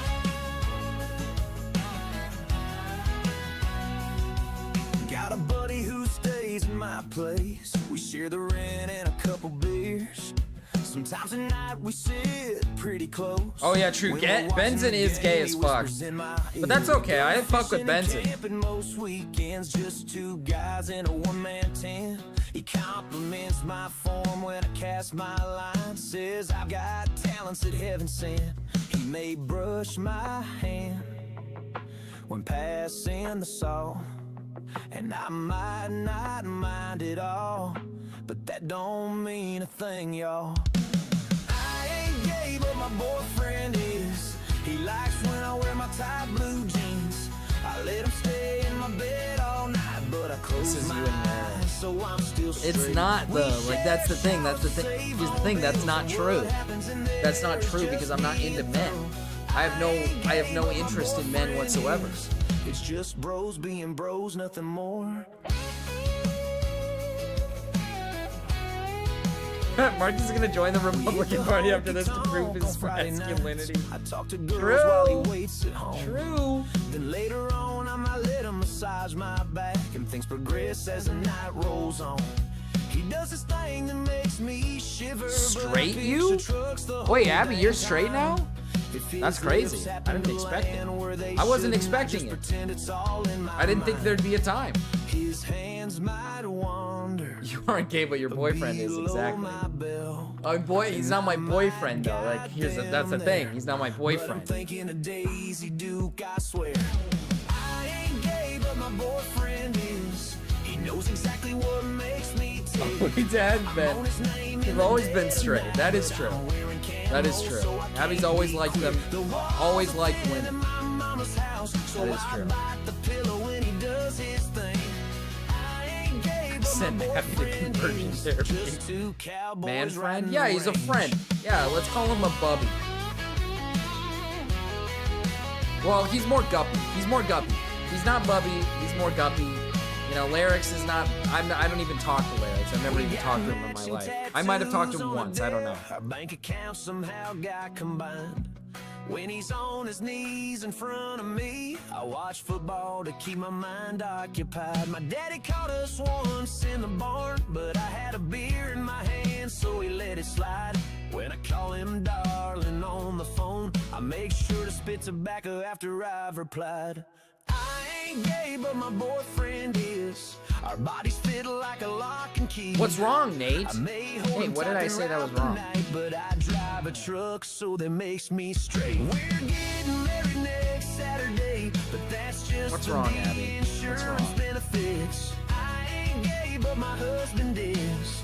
I ain't gay, but my I husband just is. love him to bits.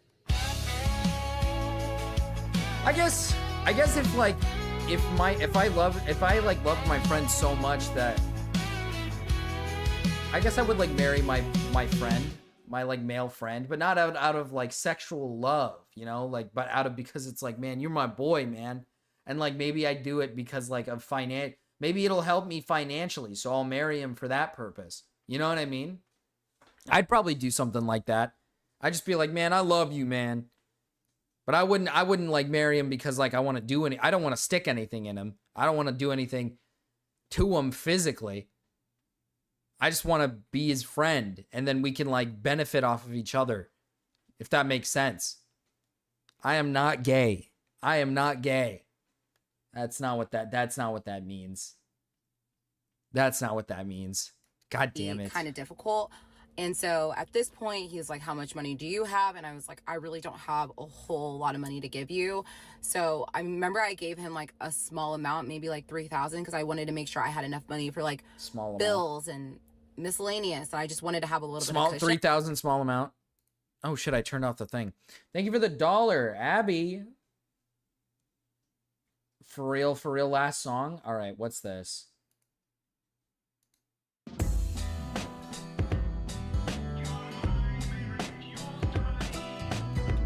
What is the? Oh, it's Katy Perry. Oh, but it's old Katy Perry. So it's probably good. Probably want to benefit onto each other as well, weirdo. What? I said no. I said specifically no. Bro.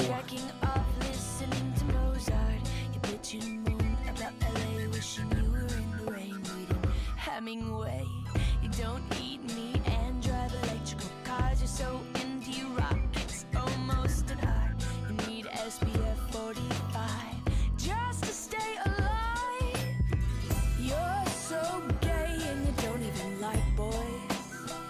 No, you don't even like. No, you don't even like. No, you don't even like. Okay, now Katy Perry's okay. You're so gay. Why is Katy Perry on my ass too now?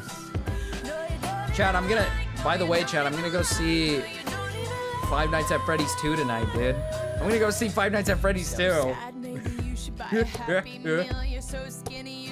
Yay! Five Nights at Freddy's! Yay! Nobody understands you. I'm so mean cause I cannot get you out of your head. I'm so angry cause you rather my space instead. I can't believe I fell in love with someone that wears more makeup. And you're so gay and you don't even like boys. No, you don't even like. No, you don't even like. No, you don't even like. Is JJK movie out tomorrow? You're so gay and you don't I didn't know it was out tomorrow. Isn't it literally just like the last episode of last season, the first episode of the new season? Isn't that how it usually is? Or isn't that what it is?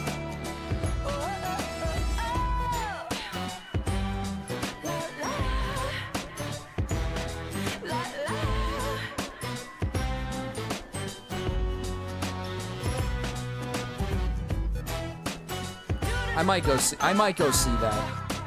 I might go see that. I'm excited for the new JJK season. She really fell off so hard. I miss the old Katie. I know, dude. Her old music is so much better than what she makes now. She's so fucking... She's also just a bad person. She's also just a really shitty person. You're so gay and you don't even like boys. But old Katy Perry is crazy good. No, you don't even like. No, you don't even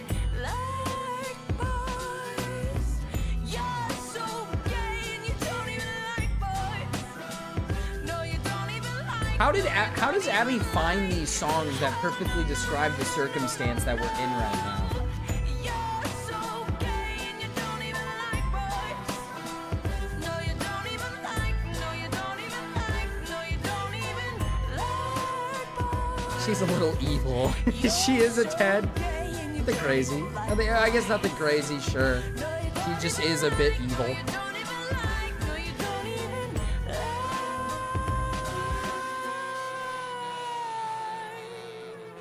Penis. Whoa! Why did she say that at the end? I don't like penis. I'm not into dick. I wouldn't suck any dick. I wouldn't suck anyone's dick. All right, I'm not into penis. All right, I don't want penis near me. I don't want it around me. That's disgusting.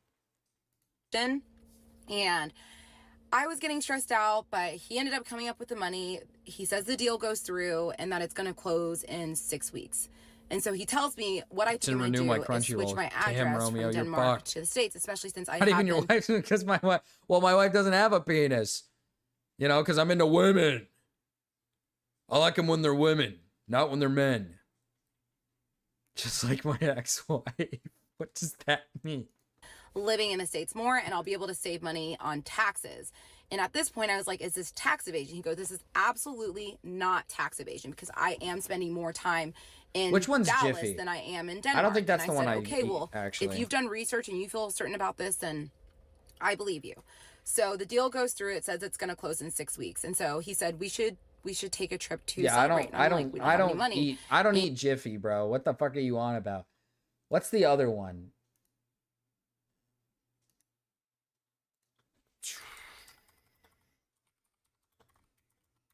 What's the one brand? Skippy. I eat Skippy. I eat Skippy peanut butter. Jiffy. Jesus Christ. Who do you think I fought? What do you think I am, dude? What do you think I am? Oh, Peter Pan? I haven't tried that one, but my wife says that's her favorite. So maybe one day I'll try it. She said, let's get some tonight. She wants to go get some tonight. She's gonna... Dude, I'm gonna have to lick it off my... No, don't say that, Marcus. Don't say that. Just stop. And he was like, well, we can just use your credit cards because, you know, like we'll be able to pay it off whenever the money hits. And this is probably one of the most like idiotic decisions I made. Y'all don't have to tell me this is stupid. I'm fully aware. But we ended up going to Portugal for a week and we used my credit cards the majority of this trip. He had a little bit of money because keep in mind, he is working as chief commercial officer for this tech company. And that was 100% real. And he was making about $400,000 a year. Again, 100% real. I, at certain times, have verified the money hitting his account from his company. So he's Okay. making money even though... He is... Okay, so he is making money. So that isn't... Okay. So now I'm curious what the problem is then. Because if she's confirming that he does make a $400,000 salary, so he is rich. He does make a lot of money. He makes a boatload of money. Curious now. we're having a lot of financial stress, he's still bringing in a steady income. I'm still bringing in a steady income. So he was able to pay a little bit of the trip, Is this and I Babka? was able to This pay a little is bit in of the fact trip. So Babka we go to Butters, Portugal. yes. We have the most spectacular week. I remember that was the week that I decided I want to get married in this country. I love it here. It's so beautiful. I was working still at this time, and with the time difference, I was basically working from like 5 to but you midnight. already got married. And there was one day while we were in Portugal that I was just complaining about working. I'm like, I'm so over this job and I'm not happy with what I'm doing. I was just complaining about it. And he just said, why don't you quit? And I remember looking at him like, what do you mean quit? And he said, well, we have this money coming in and I want you to be happy. I want you to do something that brings you joy, and real estate brings you joy. And I really hadn't been doing a whole lot of real estate that year. And so I told him, I said, well, it's going to be like kind of a transition. I'm not going to be making a lot of money at first. He said, well, we're going to have a cushion. And luckily I make money. I'm going to be able to afford all the bills and you can just focus on building your business back up. And so I was like, are you sure? He said, yes. And let me tell yeah, you, Butters. everything about Babka got this scammed by a Danish guy.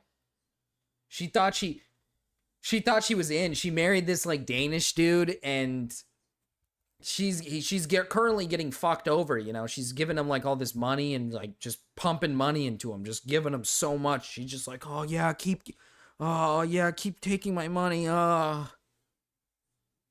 Because she thinks he's really hot. decision. It felt right, but it also felt wrong. And let me tell you, You I do shave not your nose regret hair, dude. quitting Jesus my job. Christ. I regret the timing because we were not in a great financial position, and I was making like $150,000 a year at this job. So it was a very steady, stable income. And I trusted him to be my provider, and that was stupid. And I have never relied on a man for anything in my entire life, and I will never do it again, like never in a million years. But you know, you live and you learn, and I made the decision to put in my 2 weeks notice. And yes, I know that was idiotic. Y'all don't have to tell me. And so we go to Portugal, come back to Denmark, and we're in Denmark for maybe a day, and then we travel back to Dallas. And at this point, your girl is hurting financially, because now I'm accruing like a little bit of Okay, I'm curious to what she means by she's hurting financially, because according to her, she makes pretty decent money. She also seems rich. Like, she seems like she grew up in a very wealthy household. On top of that, she has a very nice home. And according to her, this guy's making like $400,000. Like, that's his paycheck. Not $400,000. Sorry. That's what he makes in a year. And she says she's confirming that that's true. So how are you hurting financially? Like, I don't really understand that. You could live off of just one person's work off of $400,000 a year. God, she makes me hate her more and more and more every time I watch her, dude. It's annoying. Cause she claims she's like humble and can live in any circumstance. But like, I don't understand how you're hurting financially. Cause you had to have had at least like a decent amount of money saved up, which I'd imagine that money just goes towards paying for like simple bills and just living simply so you can just kind of figure out what you want to do with your life. So how are you hurting financially? credit card debt. I can't my believe savings Dickers is, convinced like, Babcock. nothing. He was, and at this point, he was I'm Danish. fully trusting He did. him, and He did. I believe him when he says we are going to overcome this circumstance very, very, very soon. And keep in mind, at this point, I have not caught this man in a single lie. And obviously, I gave out my trust way too easily. But in my mind, I was thinking, why should I question him when he's never given me a reason to? Which is crazy because I feel like he was giving me all the reasons with all these red flags. But we go back to Dallas, and I remember his sister and her boyfriend came to visit us for a week. And we had a good time with them, but I felt like he was super annoyed with them the entire time. He was complaining. He was just like, I just feel like they're being super cheap. They don't want to do anything. And it just felt like, again, I thought him and his sister would be a lot closer. It was weird. So we have a great trip with them visiting us, and then we go to Miami and meet up with his best friend and his girlfriend. And this was the best friend he was with whenever I met him in Croatia. So we're in Miami, and for the most part, we're using my funds for this trip because he's obviously put a lot of his money most of his money into this escrow account, and that doesn't make any sense. That doesn't make any sense. You're the one that just quit your job, and he apparently, according to you, makes good money. So, like, use his money. What the fuck? I'm so confused. Why are we using your money? What?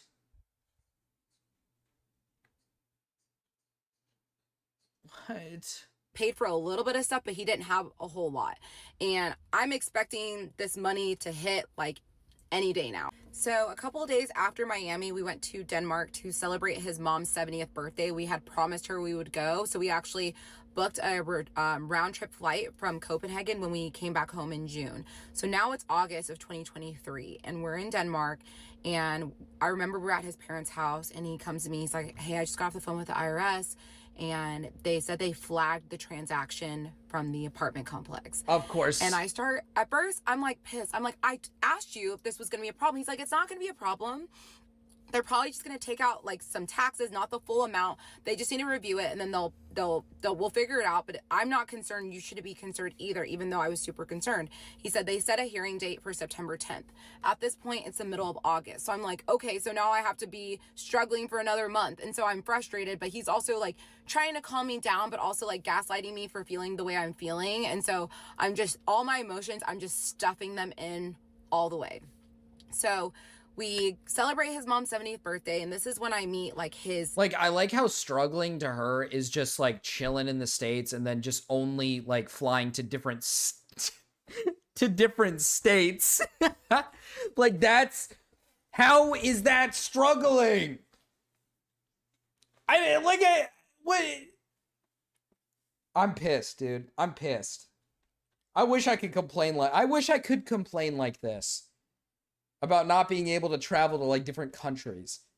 She just got done traveling to like this whole story, she's been to like 10 different countries in the span of like, I don't even know, has this been like a year? How has she been to so many fucking places in such a short amount of time? And now I guess traveling around in the States is struggling, I guess. Fuck, dude, this sucks. entire extended family, like dad and mom's siblings, all their friends. And I meet the older sister, and she's there. At this point, she's pregnant with her second child. She's there with her first child. I meet her, and she is just such a nice, kind, wonderful human. And I just can't picture her being this evil, crazy woman that beats his mom. And so I remember just feeling a little at odds about that, but you know, I'm still fully trusting my ex 100%. So a couple days after his mom's birthday, we're all hanging out at his parents' house and we're grilling. And I remember we all start to notice kind of around the same time that his dad does not look like he's doing well. And we're starting to get a little bit concerned. And that's when my ex's mom makes the decision, like, we need to take him to the hospital. And so we pack his bags, we load him up, we go to the hospital, and I'm freaking out because I don't know if things can take a drastic turn or not. And so we're waiting at the hospital, waiting to see what the doctors will say, and I will continue on in part 12.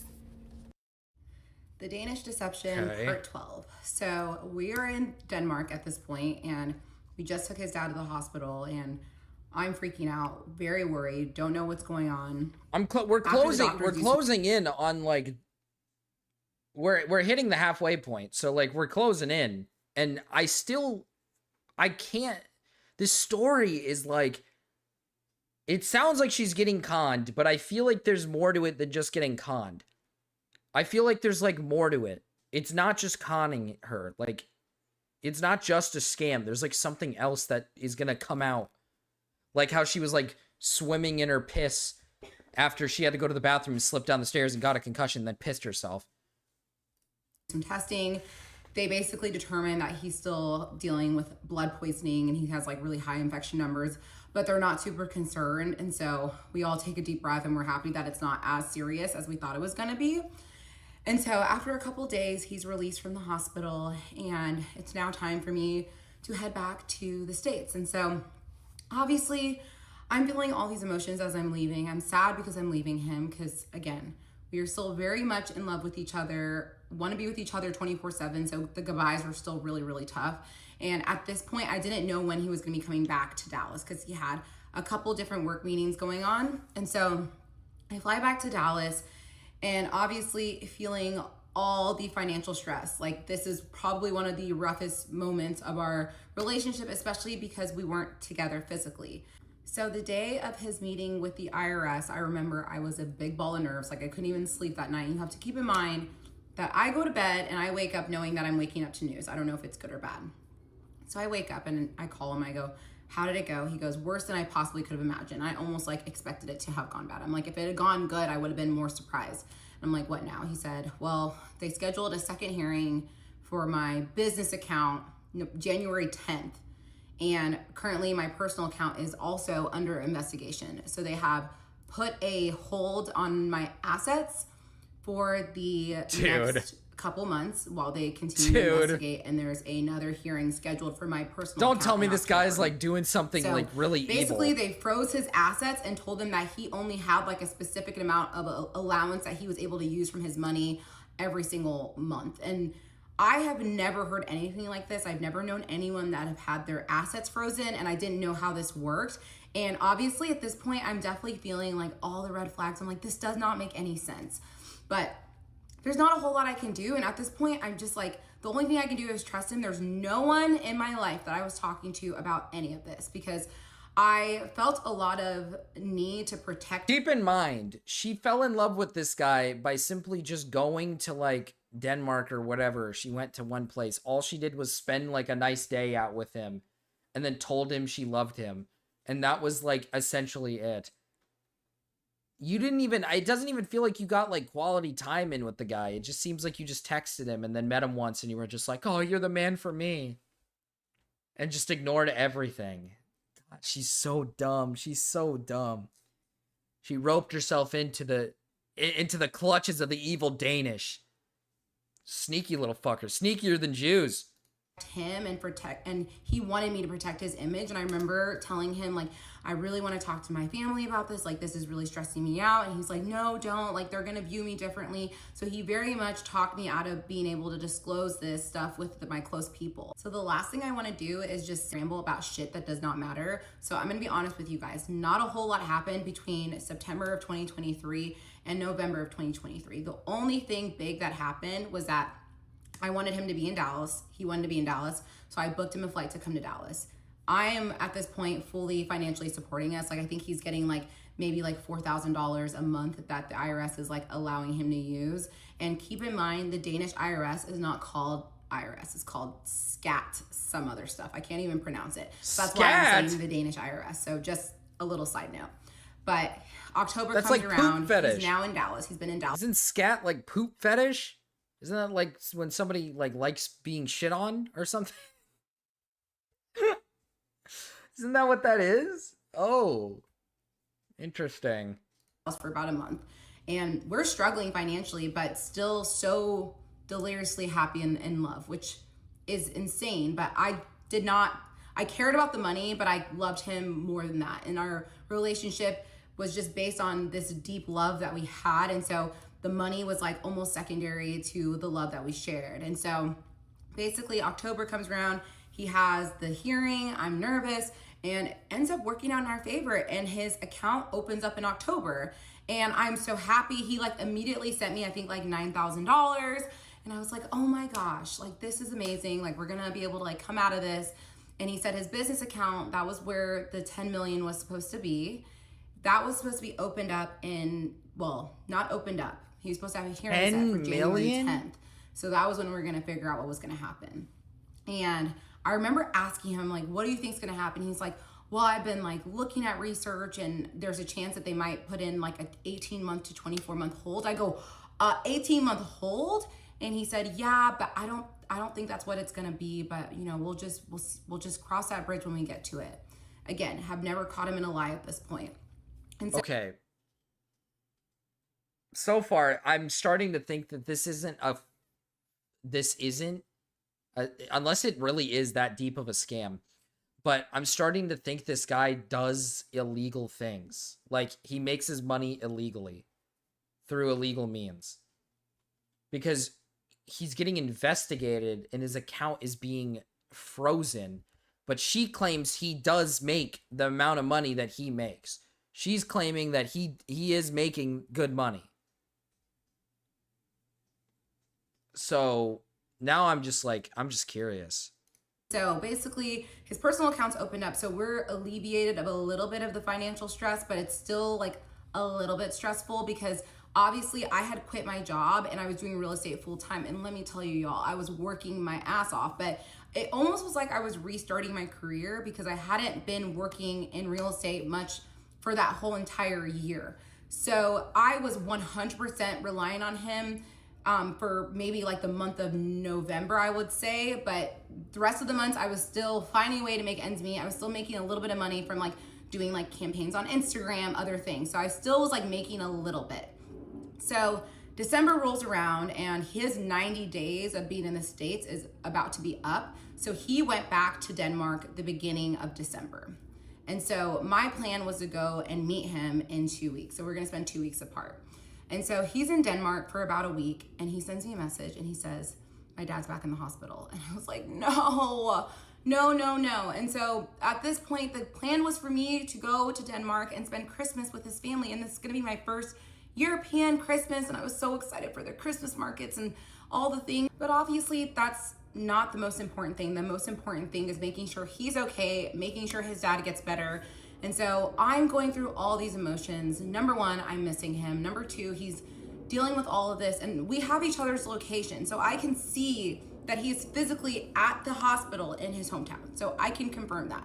And so Okay. obviously the plan was for me to come in 2 weeks. And he asked me, he's like, what are your thoughts if I move up your flight for you to come in a week? And I said, obviously I need to tie up some things for work, but I would love to be there for you. And he said, okay, like, then let's do that. And so I moved up my flight. My sister was watching my dog, and I leave. And at this point, the plan is for me to be gone for now 3 weeks. I was originally gonna be gone for 2 weeks. Now it's 3 weeks.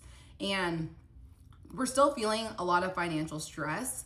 But at this point, like, I had like 3 deals in the pipeline. So there's money that's gonna be coming in. But obviously we're still stressed out because like money's coming in, but that does not mean the money's there. So we were like up to date on like bills, but still 100% stressing out. And so That doesn't make any sense.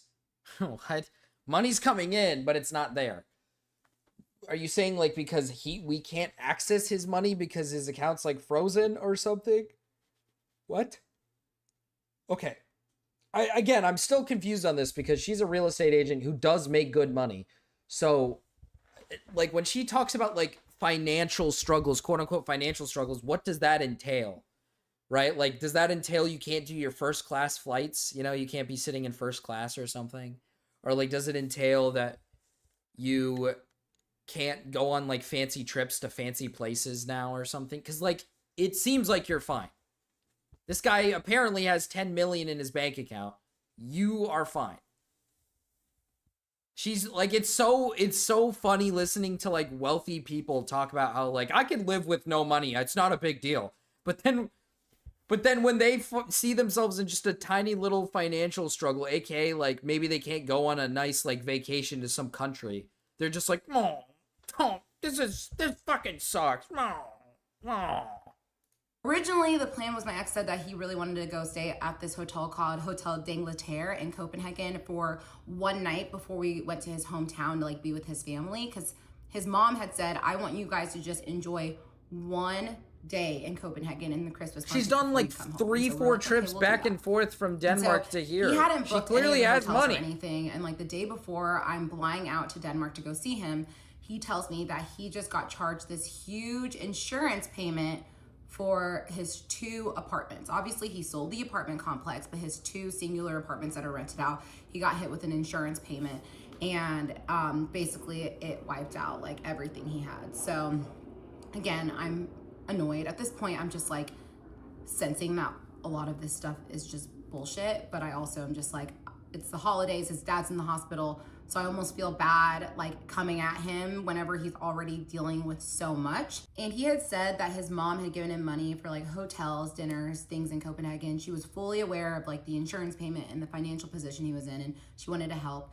And again, she just wanted us to enjoy Copenhagen for one day before we came back. So we take the train back to Aalborg, and a good family friend picked us up from the train station. We went home, we had dinner, and then immediately we go to the hospital, see the dad, and like he looks sick, but he looks like he's like in decent spirits. And they said he was gonna be home for Christmas, and so we were really, really happy about that. So over the course of the next couple days, I will admit this middle period is like filler. I feel like a lot of this is filler. She could have skipped a lot of this because like a lot of this is meaningless. It's just you talking about how he's like, well, I guess the context of knowing that he's got this weird thing going on with his apartment complexes not being able to sell. Like 1 minute he's like, good news, I'm selling it. Bad news though, I can't get any of the money from selling it. Oh, whoa. Like that doesn't make any fucking sense. None of that makes any sense. we're going to the hospital like 2 times, 2, sometimes 3 times a day, just to like take his mom there, check on the dad, make sure everything's going okay. And then the dad comes home, and like obviously he's super weak, and we're like helping him around. But regardless, we had a wonderful Christmas. And even though like we didn't have a lot of money, and I remember like I got him very, very cheap Christmas gifts that year, and same thing for me. I actually told him like, you don't even have to buy me anything, like the gift is being here with your family. And he got me a few small things, but regardless, it was fine. And the day after Christmas, we had gone to a champagne party at one of his friends' homes, and you know, I was excited. It wasn't very often that we like went and like hung out with like friends of his. It was very, very rare. And so we went and we were having a good time. And obviously I didn't know a whole lot of people that were there, but his best friend, the one that he was with when I met him in Croatia, he was there. And we were just chatting outside. And before we had left the house, my ex had told me, I really don't want to go out tonight. Like, I just want to go to this party and then come home. And I said, that's totally fine. And so we're at the party, we're outside just hanging out. I'm talking to his best friend. My ex is inside the home.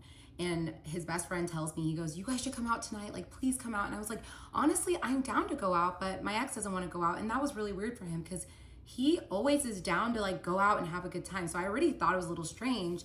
And then his best friend looks at me, he goes, oh, he probably doesn't want to run into any of his enemies from his past gambling addiction. Oh! Oh! Uh-oh! Oh! Yeah, I was right! He's gotten involved with illegal shit. He's probably involved in like a lot of illegal stuff. Oh God. Oh. Here it comes. Hi, Wicked. I looked at him and I said, what gambling addiction? Oh! And his best friend looks at me and goes, you didn't know that he had a gambling addiction? And we will pick up the rest in part 13. Uh-oh. The Danish Deception, part 13. So just to recap, I was spending Christmas with my ex and his family in Denmark. And the day after Christmas, we go to a champagne party. And that's where his best friend told me that he used to have a gambling addiction. So when I hear this, I am just full panic mode. I'm questioning everything. And I'm freaking out. I remember it was so cold in Denmark and I was outside, not even wearing a jacket, and I was sweating because I was just like so overheated. And so I asked him, I go, I had no idea. And at this point, his best friend is like mad. Like, he's angry. He's like, are you serious? Like, you didn't know. And I was like, yeah, no, I had no idea. He was like, he told me that he told you. I go, he absolutely did not tell me. And I've loaned him a lot of money over the course of a year So and he a was half. gambling He it said away. He owed me money. I was like, he was like, he paid me back the money he owed me, but he did take money from me at one point. And yeah, it was bad. It was like 10 years ago. And so immediately I'm like, can you go inside the house and get him? So he gets my ex. My ex walks out. He goes, what's wrong, babe? And I said, do you have a fucking gambling addiction? I remember I screamed it in his face. I did not even care that I was causing a scene. I was just so mad. And he looks at me. He goes, I mean, I did, but it was like 10 years ago, which did check with what his best friend said, that it was 10 years ago. I was young, I was dumb, I was stupid. I would never, ever go back to that. And I'm like, well, let's play back all the times that I've given you money. Tell me how to make this make sense. And he's like, I have truly just had a year of so many downs. And I promise you, I would never in a million Dude, years he's lying. gamble away your money. He lying. He lying. He's gambling that shit away, bro. He was using all the money to gamble. Oh my God. He's been gambling the whole time. I still got a theory. I still got a bit of a theory because there's more to this story. There's like 12 more parts. We're past the halfway point. There's 12 more parts. I think he got involved in some illegal stuff. And it's not that he's working with the IRS, but he's trying to pay off like some fucking bad people that he got involved with when he was going through gambling problems. W gambling. I don't know what to do to prove it. And I was like, well, Ask wife for this money, insurance gamble it payment away. that you just told me about, I'm gonna need to see proof of that. At this point, I'm like, I need to see proof. Been drinking all night, and we get home, and I'm just ripping him to shreds. Like, and honestly, he's taking it. He tried a little bit to gaslight me, and I just was like, you're not gonna gaslight me. You're in the wrong. You lied. You have an addiction, and you didn't tell your wife, and you're the problem. And so we spent a while just fighting. I actually ended up going to bed that night, and the next morning, I'm obviously still very angry, very hurt. And he was working in the office in his parents' house. And so after he finishes working, I'm like, we need to go for a walk, because obviously his parents were home and they didn't know what was going on. And his parents were really old at this point. I just like didn't want to bring like any chaos or anything, any drama to the family, which doesn't make a whole lot of sense. Like, I should have brought the whole family into what was going on, but I guess my natural instinct was to protect him. And so we go on a walk, and obviously I'm angry, and he like pulls up this document showing me the invoice from the insurance, and it aligns with like the amount that he told me that he had to pay. And so I'm still angry, hurt, all the feelings. And he goes, look at me right now. And I looked at him. He goes, do you really think, you know me, do you really think I'm capable of doing this to you and taking your money and throwing it away? And I looked him in the eye and I was like, I mean, no, because at this point I had never ever seen a side to him that would ever hurt me intentionally or unintentionally. Like, I feel like he always That's not had even my true, best bruh. interests at heart. That's not and even that- true, bruh. You just ignored it. You ignored every sign where this guy could have done, like, he showed many signs where he was a clear, something shady was going on, and you were just like, I don't care, he's hot. He's a hunk. He was just a guy going through hard times. So maybe it's because I'm brainwashed at this point, but I end up deciding to believe him. And especially because he showed me proof. I also asked to see his bank statements and everything checked out. And so I let it go. And I said, okay, well, do not ever lie to me again. You're my husband, I'm your wife, and you're gonna be honest with me going forward. And if I catch you in a lie again, like, we're gonna have some problems. Already had plans to go to Budapest for New Year's, that following New Year's, and we found some really cheap flights and a cheap hotel. Honestly, we didn't spend a whole lot of money on that trip, and that's part of the reason why we went. But we went there for New Year's, had a good time. What? What? We're in a financial struggle, but we did go on a trip to Budapest. We just made sure to not spend as much as we normally do. This shit is so fucking retarded, bro. As you can probably imagine, I paid for that entire trip. After Budapest, we went back to Copenhagen for one day. And you paid for the then I whole went trip. to Dallas, and he stayed You in were a Copenhagen fucking because he had idiot. a bunch of work meetings. I'm home and obviously stressing about this upcoming hearing with the Danish IRS. That's what I'm starting to theorize, Captain C. I'm starting to think that that's what's going on. Like, unironically, this guy's like probably, he has a past gambling addiction, and he's probably involved with people that are like bad, got himself involved with some bad people, and he's like having to pay people back money. So he's asking her for money to pay them back.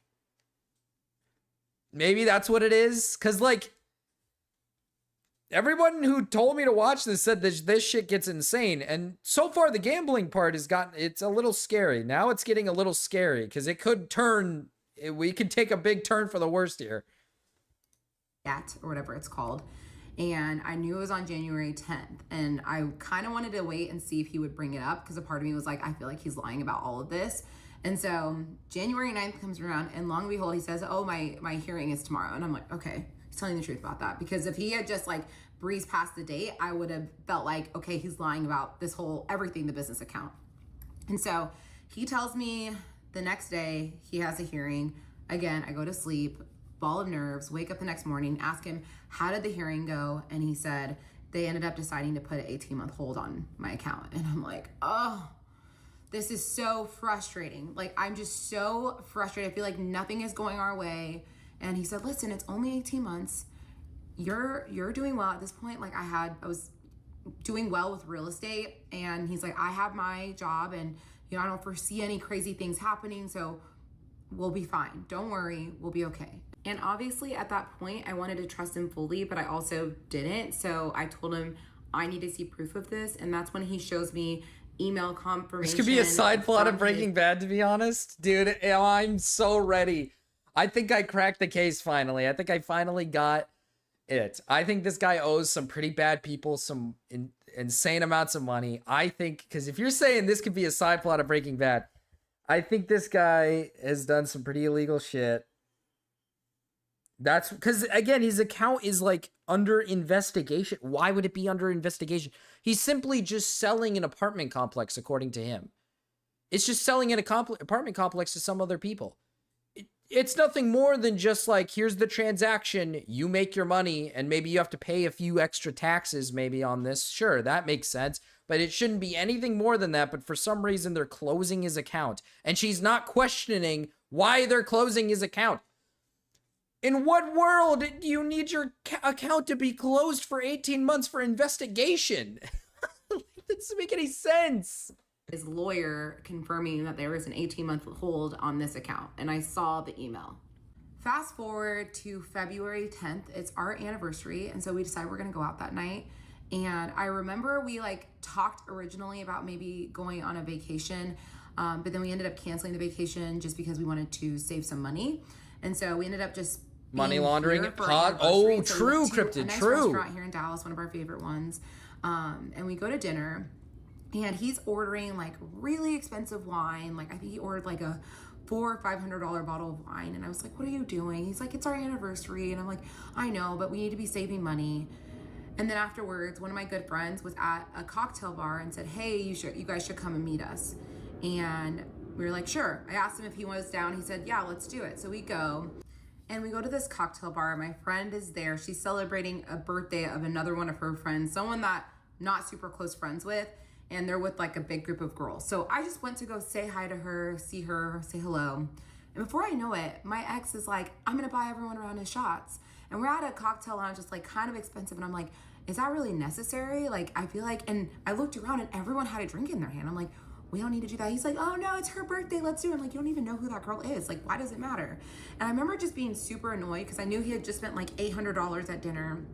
And we're at this cocktail lounge. 800? Like, he's running up a bill here and he's just chugging old fashions. And he wasn't the biggest drinker. Like, he drank and sometimes he would get like really drunk, but it was like pretty rare. And most times he could drink and handle his alcohol very well. And so tonight was really weird because I'm like, we're celebrating our anniversary, and you would think that he just like wants to be intentional with our time spending it together. And instead it just feels like he's just slamming these drinks. And I was so confused by why he felt the need to get this drunk. And so he's having a conversation with my friend, and I'm like seeing him and he's like slurring his words, and then he's talking to my friend, and I see like a little bit of spit come from his mouth and like land on like her shoulder, and she like wiped it away. And I was like, what the fuck is that? That's disgusting. And so he's drank his like third old fashioned, and then I look up and he's ordering another one. And I look at him, I say, are you sure you should order another drink? Wouldn't the bar cut you off? The bar should. Who do you think you are to tell me when I like what I can and can't drink? And I said, excuse me, I'm just saying, do you need to have another drink? Like, do we need to get belligerent tonight? And before I know it, he's basically just going off on me, saying that I'm disrespecting him and I shouldn't be telling him that he needs to slow down and that he's a man. And I'm just confused because we've never really like had arguments like this before. And I'm like, what's your problem? And he's like, you know what? Fuck it. Let's just go. And I was like, okay, let's go. So we get into the Uber, about to go home. And I'm like, what is your problem? He's like, I just don't like it when you disrespect me in public like that. And I was like, I didn't disrespect you in public. It's not like I yelled, hey, you're drunk, stop drinking. I literally told you right next to you, like there was no one else around. I just said, hey, maybe you should slow down on the drinking. Y'all, I don't know what happened next, but this huge, intense fight spiraled out. We get into the house and we are now screaming at each other. He's telling me that I disrespected him, and now I'm getting mad because I'm like, you're drunk right now. Like, what's going on? Like, you never behave like this. Hold on, Nate. Hold on, Nate. It's getting He ended up interesting. walking out of the home, and I'm like, where are you going? And he said, don't worry about me. I'm going to get a hotel tonight, and then we're going to see where we stand. And I was like, what the fuck does that mean? And we will continue on in part 14. See where we stand. Oh, man. Oh, man. Now I'm curious. We get a little break. It's getting interesting now. We had to go through some filler. We had to go through some filler to get to the really interesting bits. A little advice, something my grandma told me once or twice. What is this? What song is this? If your man is starting fights with you, there's something you might have to do. I've heard this song before, I think. I hope you ladies understand. You might need to lend a helping hand. It still isn't gonna suck itself, so get on your knees and give it some help. You gotta Whoa! keep going and pick up the pace, and when he's done, let him shoot it all over your face. Whoa, this is graphic. Whoa. It still isn't gonna suck itself, so What? get on your knees and give it some help. What Put did it you- in your Jesus. Or if you spit. Oh. While things have changed since my grandma's day, they're still the same in so many ways. If you accidentally go and burn his pot pie, get on your knees. Why'd you burn his pot pie? and try. If he had a really bad day at his job, True. make him feel better by taking his knob.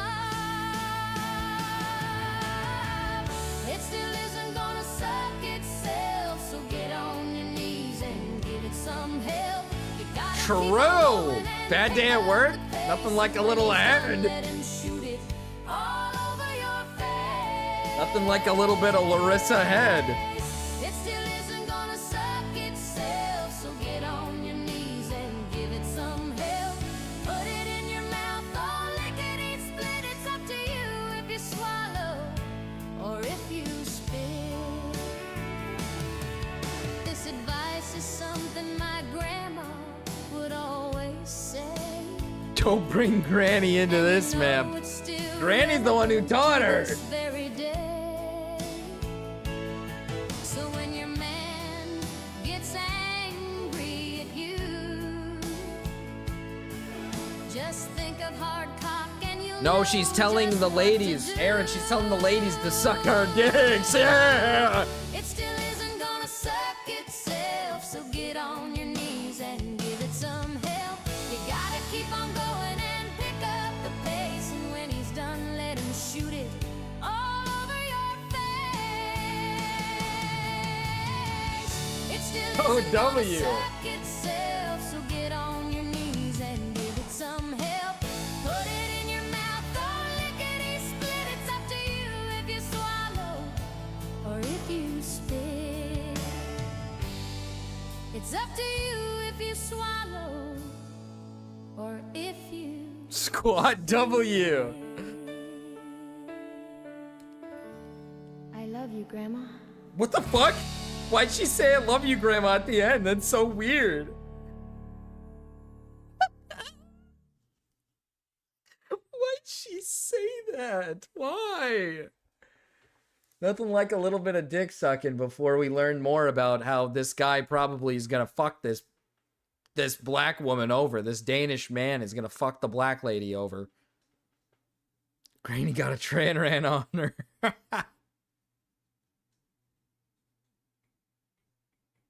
All women are this freaky if you get to know them. That's true, though. That is true. All women are extreme, like, they're all just fucking weird freaks. Yeah, that's honestly true. All right, I'm thinking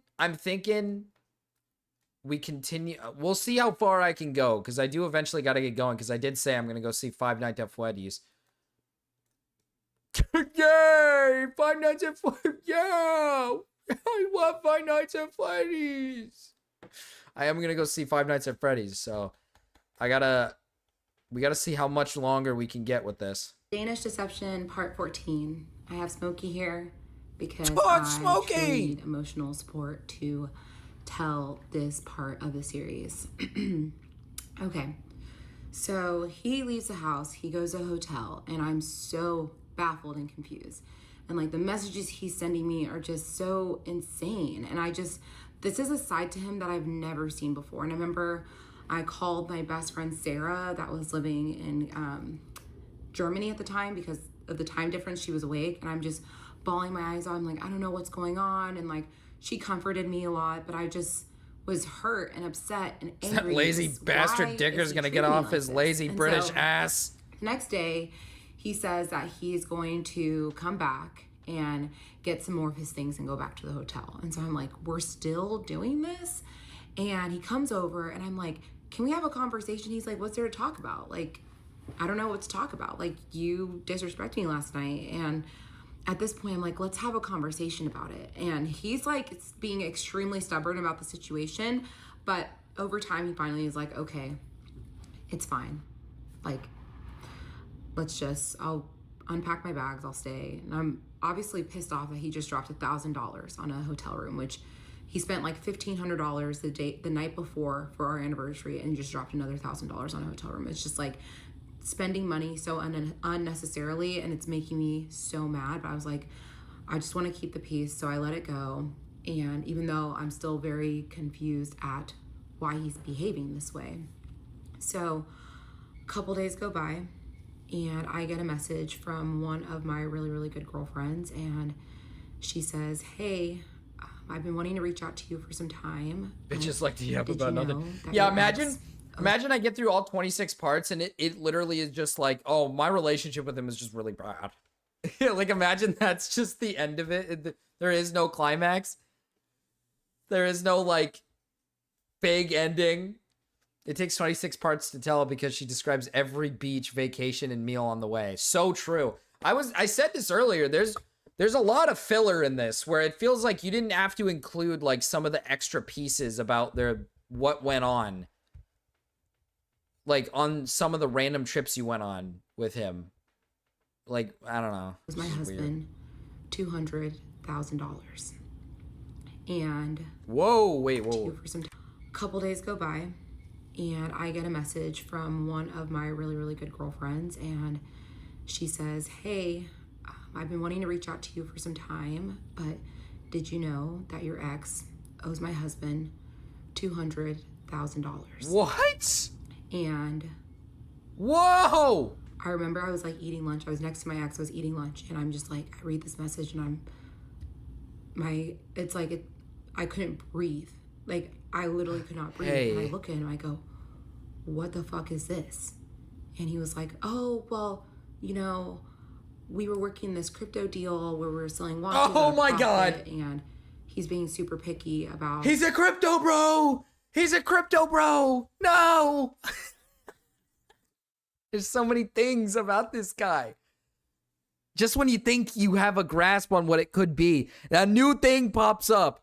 Oh no, now it's crypto scam possibly. Maybe, is it a crypto scam thing? how much profit he wants to get. I'm trying to find the right buyer, but I'll find it and we'll be fine. And I was like, so you kept the, you have this money that you owe this man? This is probably a You Kickstarter. lied to me about it. He's like, well, money's currently in watches and it's gonna be fine. Like, I just need to sell them. And so I was like, okay, even though like it's like red flags after red flags, I'm like, there's something up. So I'm really upset at this point because you don't borrow money from a friend, this amount of money from a friend, and not discuss it with your wife. And so I told him, I'm like, I'm really upset with you that like you didn't talk to me about this, but you know, it's fine. A SEC investigation Well, I didn't makes say it's fine. I just sense. said, this is unacceptable. And I remember that day we really didn't communicate much with each other. We weren't like screaming or fighting with each other. I just like really decided that I wanted to distance myself from him. What he did not know was that I was going to message my friend separately and ask her to ask her husband if the story that was communicated to me by my ex was true. So I asked her, and she responds to me and says, no, this is not correct. And at this point, it's the husband that's communicating. And for the purposes of this playlist and series, I'm going to refer to these individuals as Crypto and Crypto's wife. So Crypto is the one that's responding, and he's saying, no, none of this is true.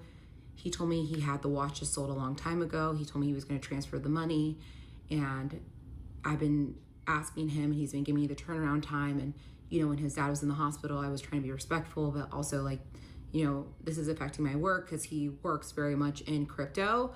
And so I'm reading these messages and I'm still reading it, and I get to the end and he said, and just so you know, I had someone look into the wallet that I sent money to, and it's been linked to a gambling website since Oh my god!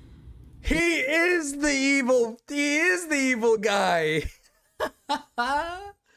He's linked to a gambling website. He's scamming people on gambling websites and he's getting in trouble. He's actually like doing illegal shit. He's doing like crazy illegal shit. He's like stealing people's money.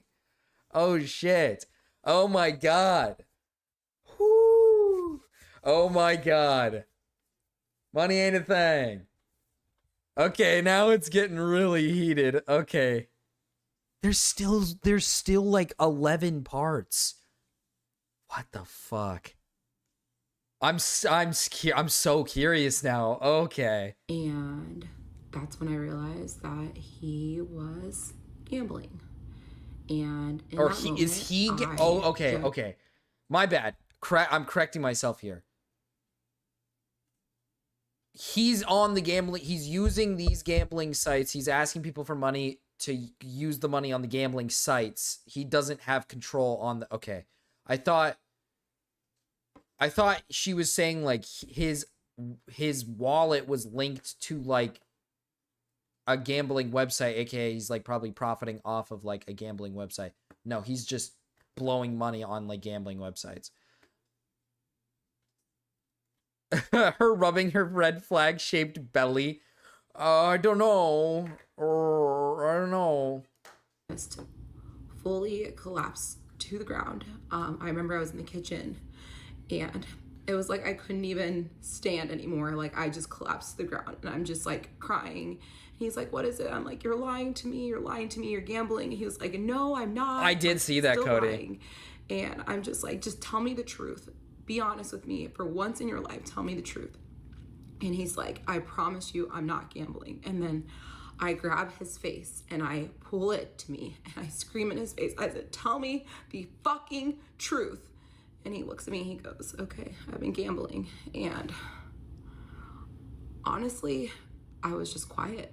Like it was just 30 seconds of just silence. And this next part is gonna make you all a little confused, but I actually had a showing 30 minutes after that exact moment. So I went upstairs, I changed, and I grabbed my keys and I left the house and I went and showed a house.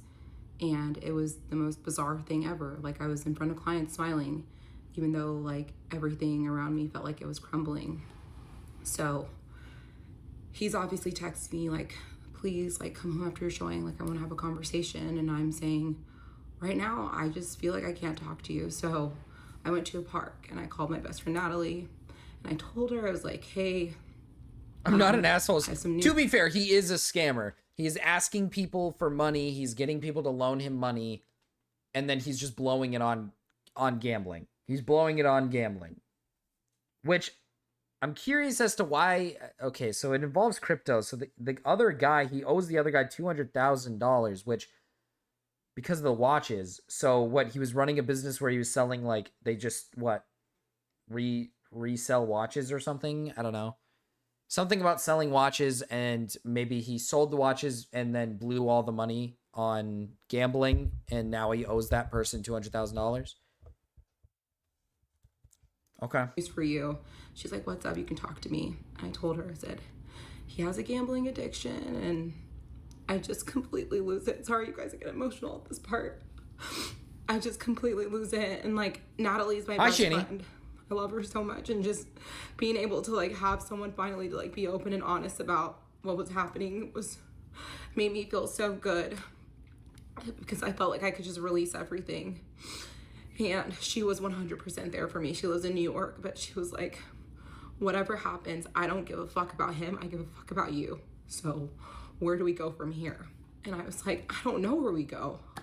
Like, I'm with this man that I love more than anything in the world. I find out he's been lying to me. I find out that he's stolen money from our friends, and I'm just like completely wrecked. I'm like, I don't know where to go from here. And she's like, something you need to know is that Expensive watches are a tax loophole money laundering tactic. Is that dead ass? Oh, so yeah, he really is just doing like, he's just doing illegal shit.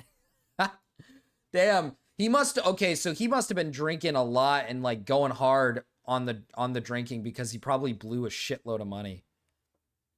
So, because that friend probably was bugging him about the $200,000. That quote unquote friend. The husband was probably bugging about the $200,000, and he like probably just didn't have it because he blew it all on gambling. And so he's probably going hard with the alcohol and drinking really heavily. because he has no way of. He's probably like sitting there like, damn, I'm fucked. She's gonna find out. He's probably like, my wife's gonna find out. This God is damn. the rest of your life. This is it. This isn't something that just goes away. This is addiction. And she had experience with a gambling addiction specifically and has seen the damage it's caused. And so This is exactly why you can't just like, because, okay, I feel bad for her. This is going to take a turn that's probably really bad, and it's not going to be good for her, and it's going to suck. But like, at the same time, she put herself in this circumstance. Because like, how the fuck do you choose to marry this random guy you met on a Cabo date or wherever the fuck you were at? You were in Croatia, and you met him just there. And somehow it turns into you marrying him, even though you barely know his life. You barely even know what goes on in his daily life, what goes on in his family life. You went out to go on a vacation with just you and him one time, and you admitted that you loved him. And then from then on, you just believed everything because you were like, what? Oh, you were in love with him. Like, dude, this is okay. She's like, she fucked herself. She fucked herself here. Like, how? You barely, it's not like you barely, I get that she got to know him over like text and stuff, but like, the fact that you were not in the know of his gambling problem addiction, like his addiction, and now you're starting to learn even more about how he owes shitloads of people like boatloads of money. And now you're learning about how like the government's like doing investigations on his like accounts to see if he's doing anything illegal. It's like, this is stuff that you should probably be aware of before you get married. These are all things that you should probably be aware of. You should probably be like talking to him about financial stuff and understanding his finances and what he's doing before anything. Before making that decision. It's just so weird. It gets so much worse. Fuck. said, this is the rest of your life. Whatever you decide, I will support you. But this will be the rest of your life. And so after that, I go inside the house and he's like, I want to talk. And I'm like, I like still was not ready to talk to him. But I decided to call Crypto's wife, who's my good friend. And I talked to her on the phone, and the first thing I said, I just started bawling my eyes out. I was like, I'm so sorry. Like, I felt so much guilt, like, that I didn't know that all this stuff was happening, and I had no idea.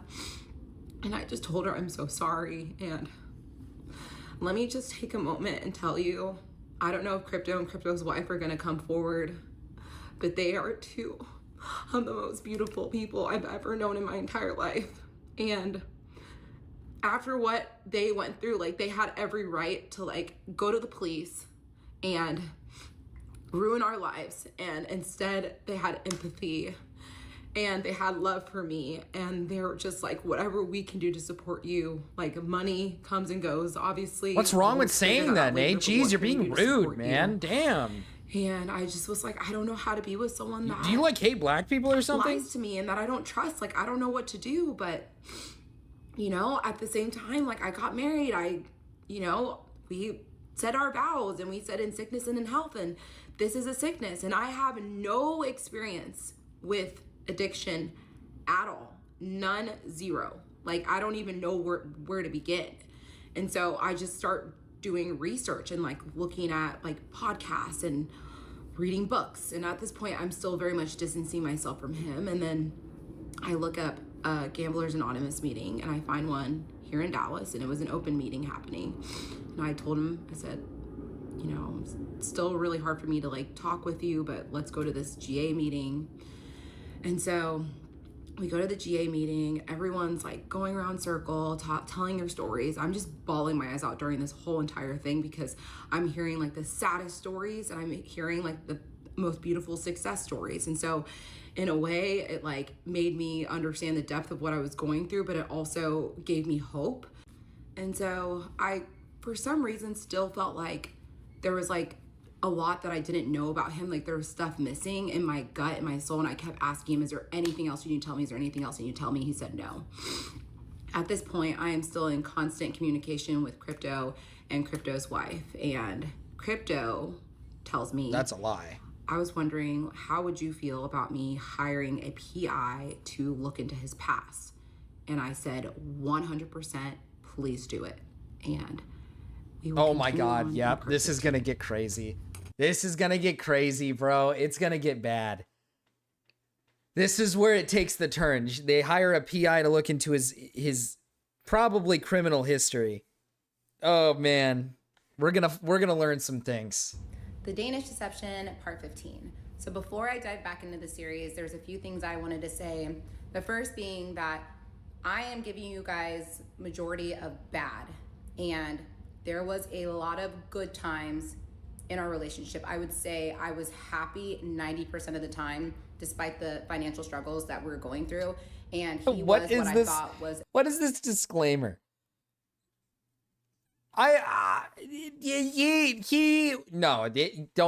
He was definitely fucking other women too. Oh, for sure, dude. I feel like we're gonna learn some shit like he's fucking other women. He's probably like maybe even prostitution. Oh man. Oh my God. This is gonna get crazy. a very selfless and caring individual. And the other people in my life would also attest to that. There were a lot of times that he did not have money in his account, but when he did, he was very, very generous with it. He was the type of person that Could have would just saved money and buy done a whatever- Google search. Oh no. This guy is this you can just look this guy up. Ah shit. Okay, fuck. whatever people need, would treat them, and I viewed him as selfless. He also was the type of person that would drop anything at any time to help someone in need. So because of those reasons, I truly believed he was a good quality human. I now know that a lot of those things were self-serving, but I wanted to make a note of that so that you guys didn't think it was just like all bad and all like money exchange every single day. It was not like that at all. The other thing I wanted to bring up is the comments. Obviously, I've gotten some negative ones and some positive ones. I want to speak on the positive ones first. Thank you so much. I did not expect to be receiving this much empathy and compassion, and I just want to say thank you. It means the world to me. So To be thank fair, you so much. To be fair, she's not like the other lady that like fell in love with her psychiatrist where she's just like evil and like mentally unwell. This woman's just like got in a really bad circumstance. So I actually do feel bad for her, but at the same time, like I said earlier, like it was from the beginning, you could kind of see something shady was going on. You could like kind of like with the way she was describing the relationship and everything, it felt like something shady was happening. And the fact that she never questioned it or ever just tried to question it, or that was already her first problem. Like you should have probably dug a little deeper into him, a little bit more before you decided to even date him or even marry him. And I wanted to speak on the negative ones as well. Obviously, you know, I made some choices that I deeply, deeply regret. I wouldn't be doing this series if that was not the case. And there's not a single comment that's worse than anything that I've told myself already. Listen, I was a Black woman on The Bachelor. I have a thick skin for that reason. So these messages and these comments that are negative, it doesn't faze me at all. Honestly, I couldn't care less. I am prioritizing protecting others over my own self-preservation, and I will never regret that. But what does bother me is there's other victims that are reading these comments and they are feeling like they need to keep silent because they're worried about how other people will perceive them. And when you silence other victims, you are now giving the power back to the predators, and that is what I'm not okay with. So I challenge the people that are making the negative comments to reflect on what you're saying and to make sure we're all keeping the big picture in mind. We are trying to make sure victims can stand up and find their voice, and we can prevent this from happening to other people. That's all. Okay, I know enough talking. Let's get back to the series. So Crypto tells me he's going to hire a PI to look into my ex. I was 100% on board with this. I did not tell my ex this was being done. So those few days where I was waiting for the results, I remember just being so nervous. I'm like, I don't even know what's gonna come up. Like, I feel like, do I even know this man? And so after a couple days, Crypto sends me a text and he says, okay, here are the preliminary findings. The first thing was that there was no criminal history found whatsoever. Oh, okay. So that made me feel a little bit good because I was like, okay, maybe this situation with crypto is kind of like an isolated incident and it's not like as bad as I think it is. Like he didn't like con like a ton of people in Denmark. And then the big thing that he found was that my ex did not go to the Olympics, not once and not twice. And when I found Big shocker. I found that out with the Google search. I mean, that one we already knew. That one we knew from the start. We knew he lied about that one from the start, man. Which I think is crazy that she, again, I find it so crazy that she never once thought to look that up. Like, she never once thought to look up, like, oh, really? And thought to maybe look at a picture. What if he's probably got, they probably take a picture with the team, right? They probably all take like a big team picture. Probably wants to see him in like uniform and everything. She just took it at face value and didn't, just ran with it. Like, what? Are retards victims of gravity when they accidentally tie their shoelaces together and fall on their faces? Yeah, I think so. That's fucked up of gravity. What the hell? this out, I was sick to my stomach. And the first thing that I felt was embarrassment because, like, why did I not look this up?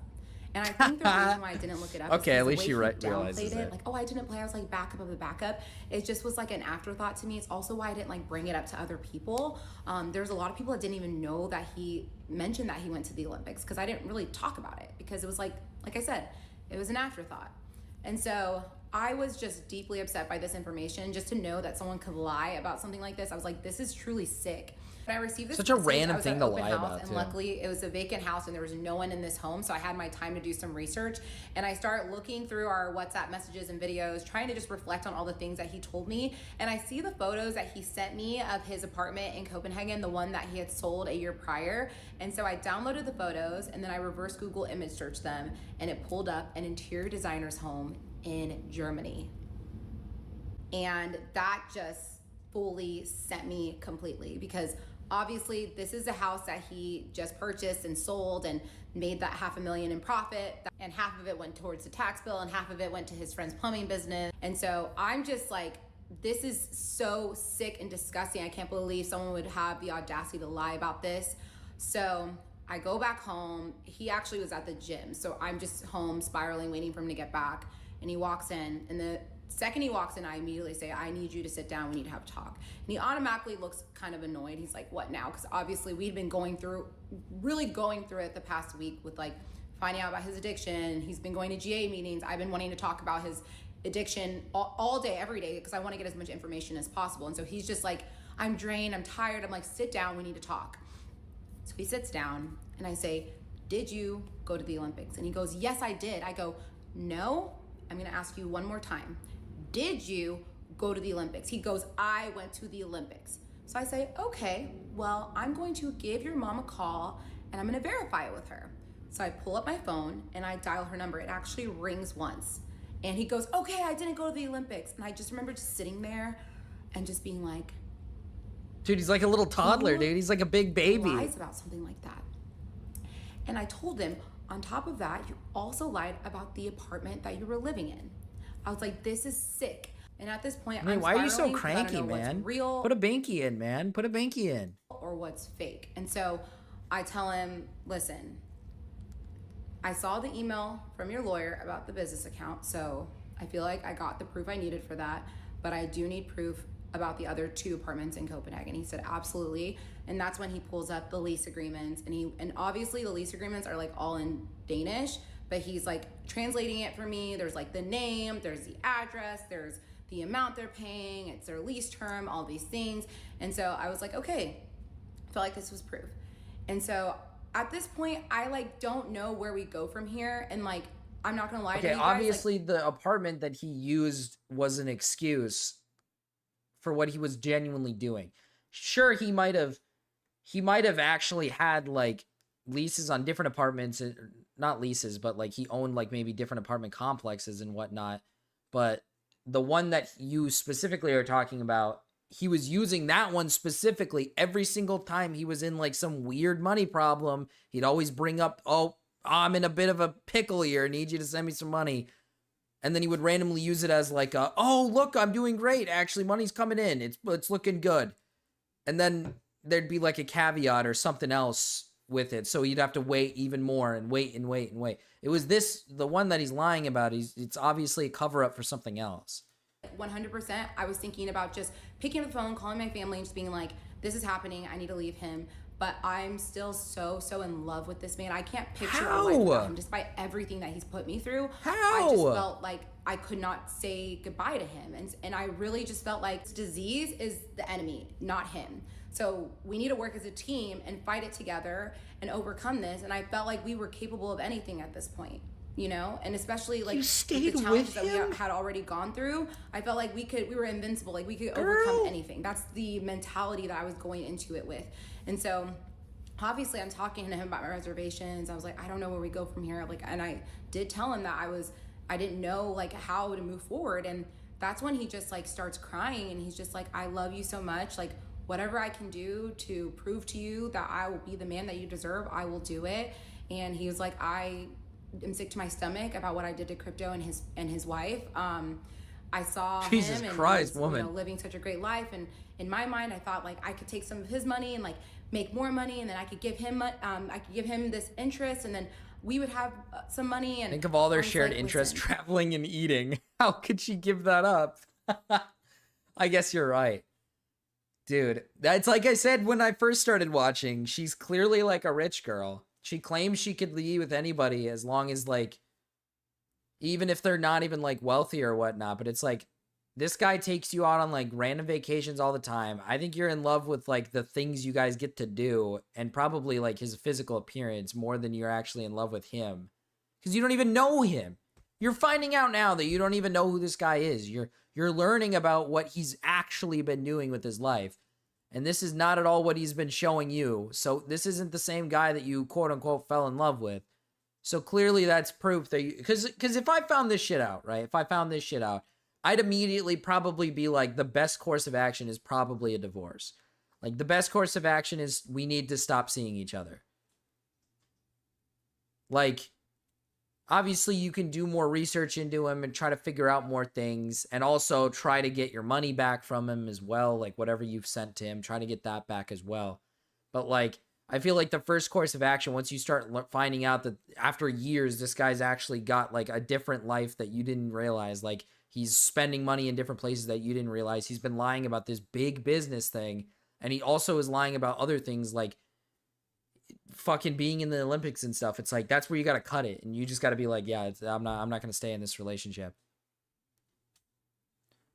And he's a scumbag. True. This is all delusion. And at this point, I've done a lot of research on gambling addiction. And it's like, it's all a delusion centered around this dream world where you're going to provide these cars and nice and luxuries to the people that you love when you get your big win, and it never happens. And so I just said, listen, you need to know, and I know you already know this, I don't need these things. I don't need the big house, the fancy cars.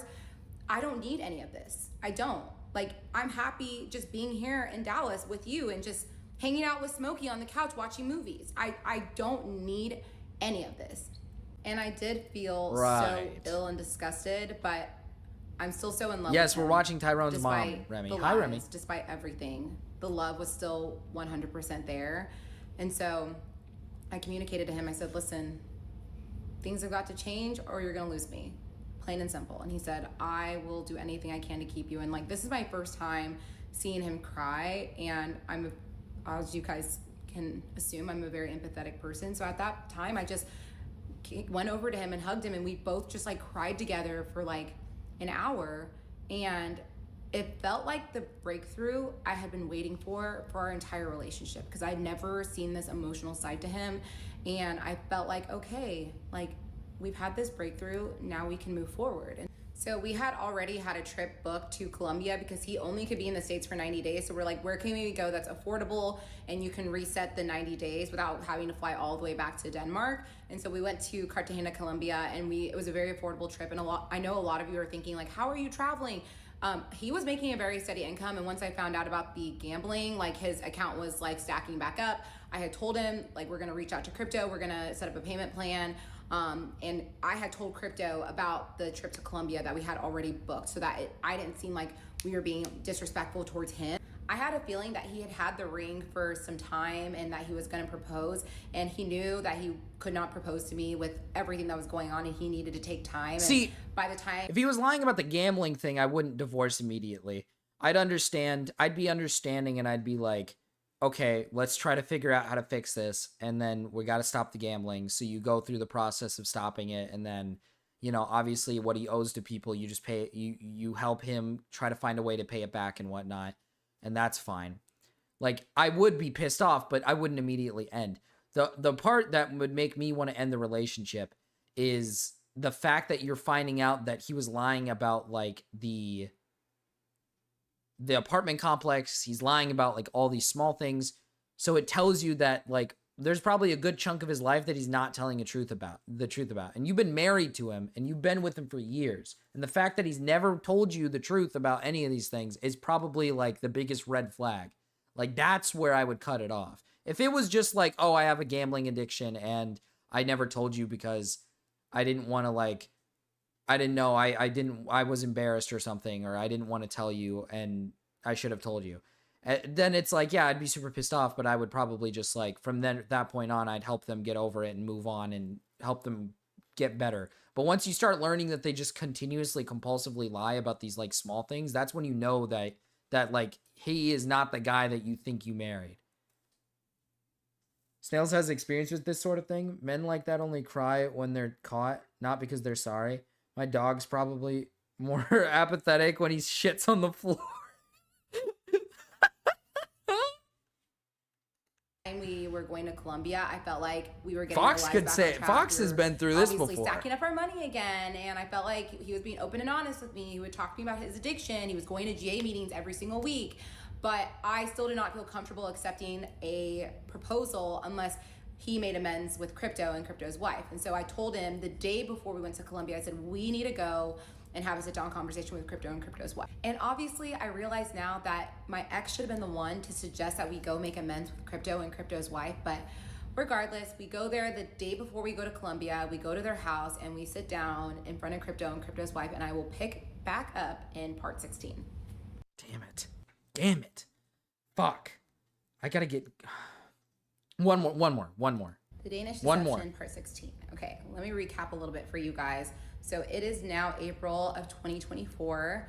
I found out about his gambling addiction in February of 2024. So we've had a very, very solid good 2 months. I feel like he's being honest.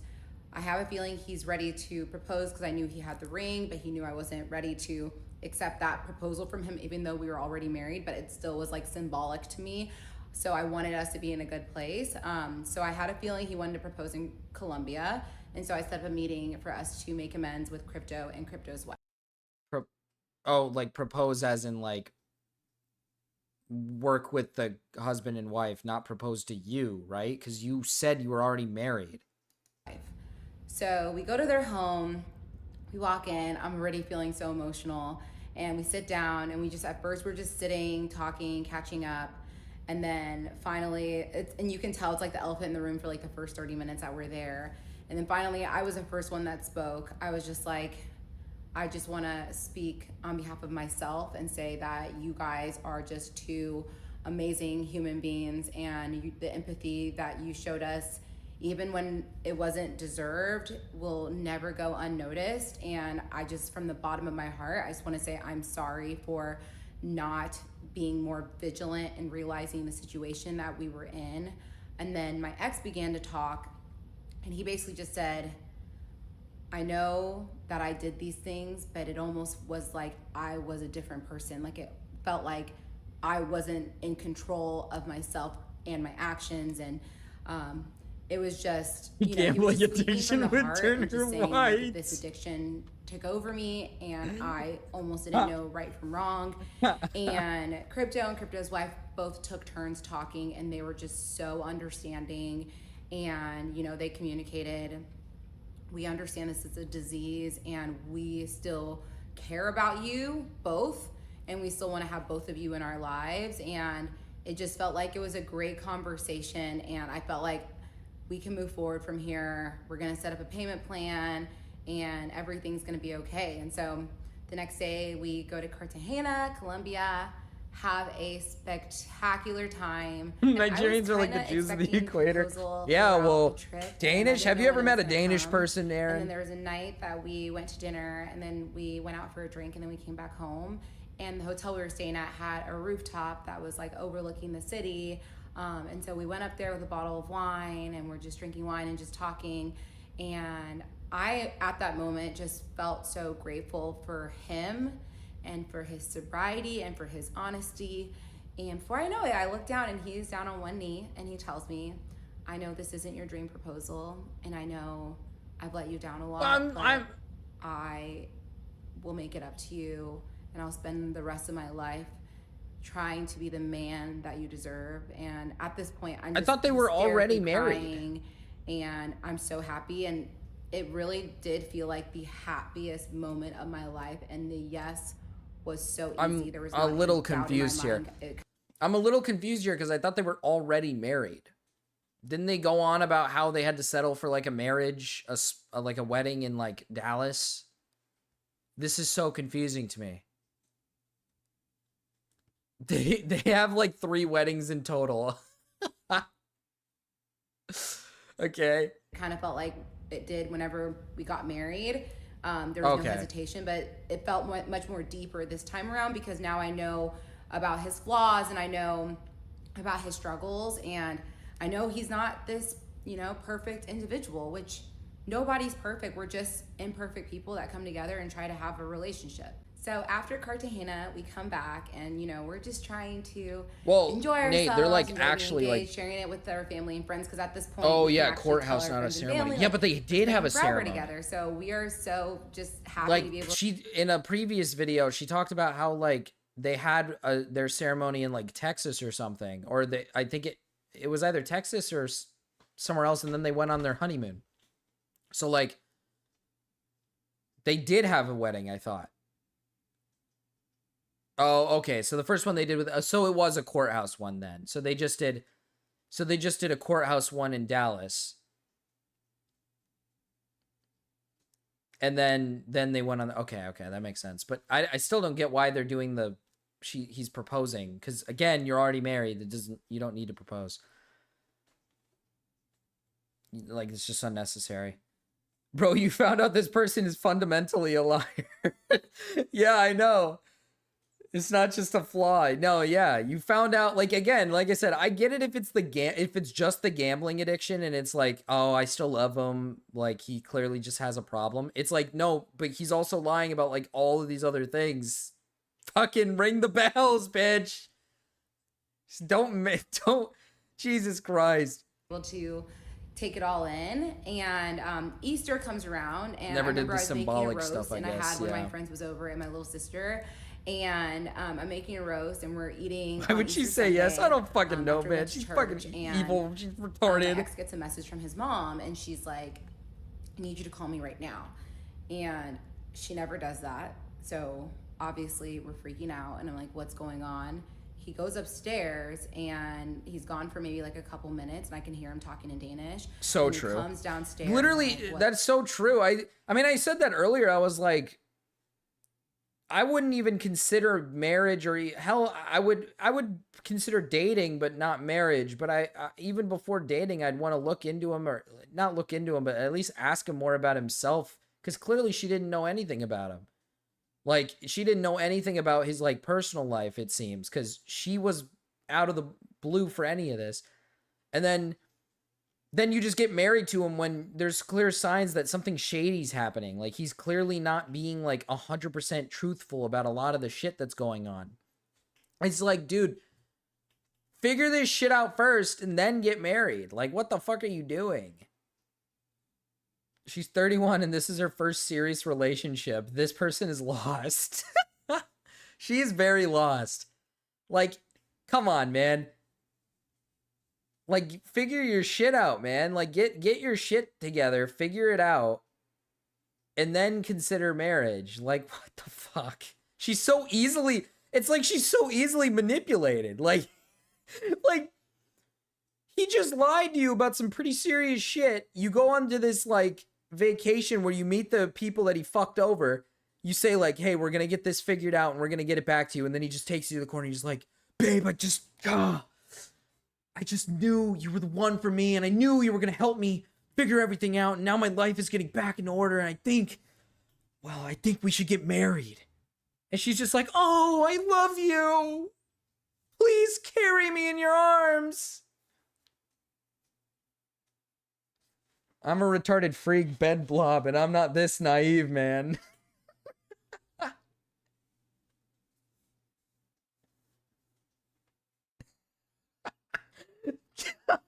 A Garthan Dane got the Nubian pussy. Marcus, in all the movies, when the woman accepts the flaws of the dirtbag guy, he turns it around, punches some status quo douchebag, and then they live happily ever after. I guess you're right. I guess you're right. You are right. What's happening? He was like, well, my dad's back in the hospital because he was going to therapy and like fell and broke his hip, and he went to go get a hip replacement surgery. Pussy.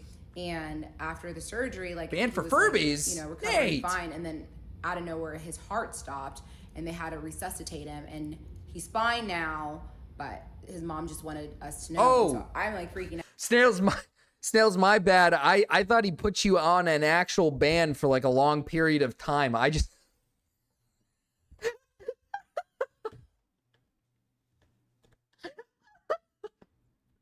I thought he put you on a long ban. I was gonna shorten it. And then Snails comes back and fuck.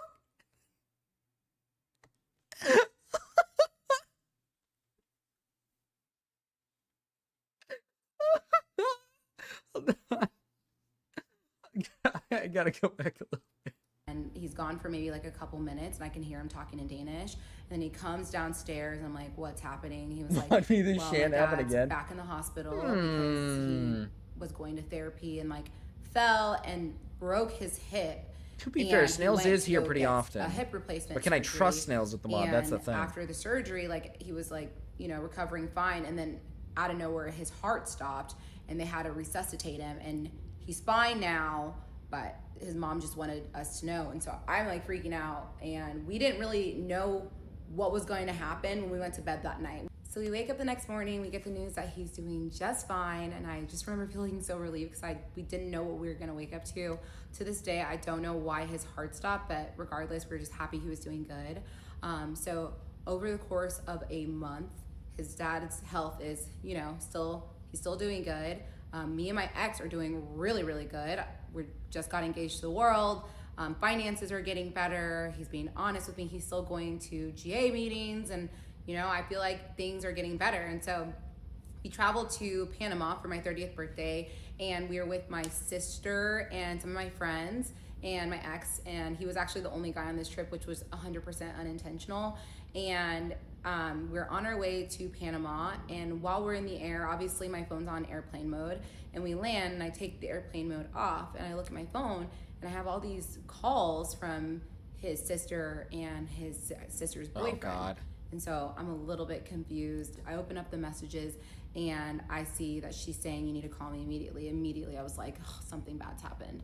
And so I look at my ex, I show him the messages, and obviously he has similar messages as well on his phone when he turns it on. And so he was like, there's nothing we can do. We're sitting on a plane. Let's just get off the plane. Oh, the dad died, huh? We get off the plane, and we just kind of step aside. He calls her, and he's like, okay. And he's talking in Danish, so I don't really understand what's going on. And then he gets off the phone. I was like, what happened? He was like, oh, his heart stopped, and they weren't able to resuscitate him. And I was like, what? And I was like, your dad died? And it was the most like uncomfortable position for me because he did not show any emotion at all.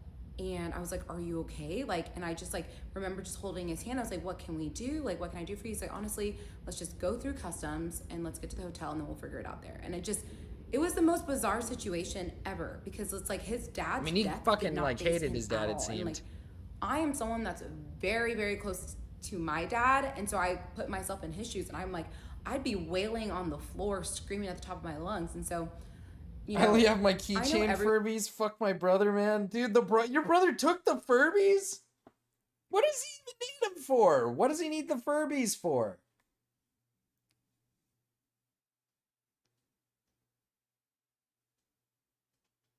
Oh, to be fair, Zach is gone now. Yeah, Zach is gone, so we do need a good replacement for Zach. But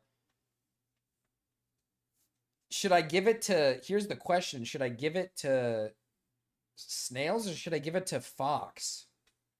That's the question. Nate rolls with an iron jugulus. He was moving me in, but it's been a full year. Damn. Just stole the Furbies for no reason. Zach is gone? Zach is like, okay, Zach is like, he periodically comes back to say like hello. But he's not really like in the community. Not that he's not in the community, he's just doing other shit. He was here 2 weeks ago. Yeah, that's what I mean. He comes back periodically to say hi. Yeah, Fox. Like, oh, yeah, Fox is like, ooh.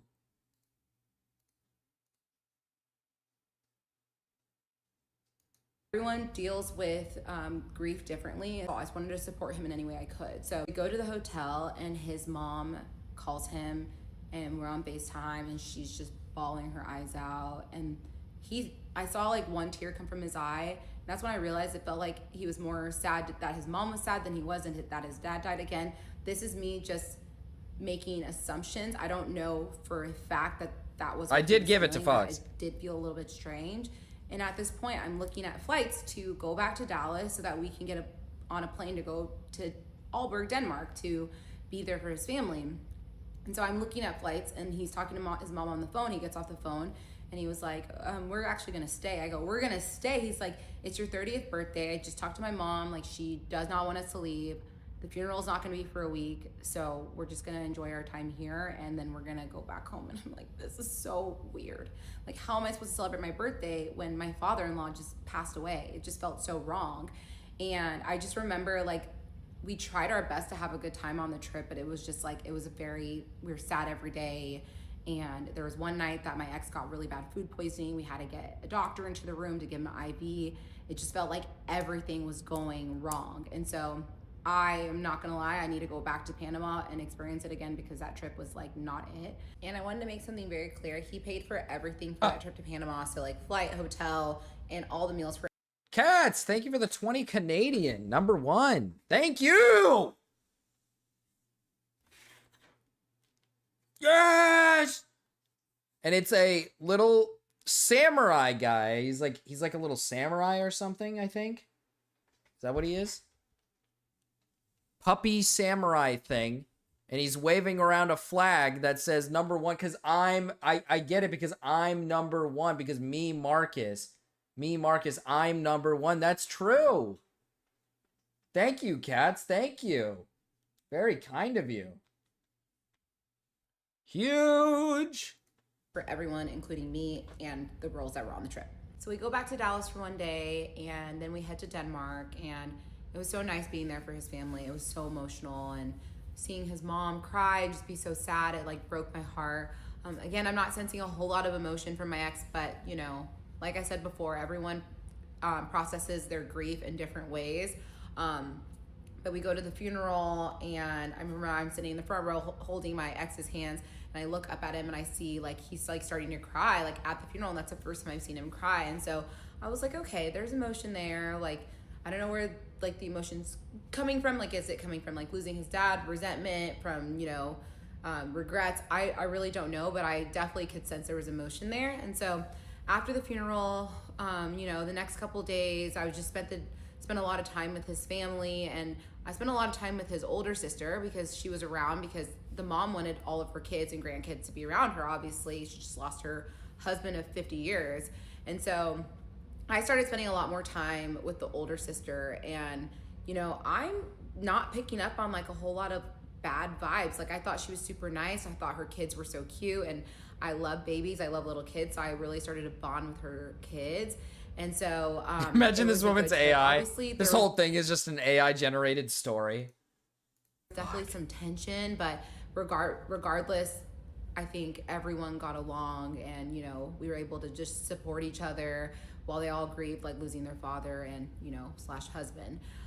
So after being in Denmark for about a week, I had to go back to Dallas because I had some listings that needed to go live and I had to work. And so I'm back home in Dallas for maybe like a couple days, and I get an email from immigration saying that I have a notification, and I will continue the rest in part 17. Okay. Fuck.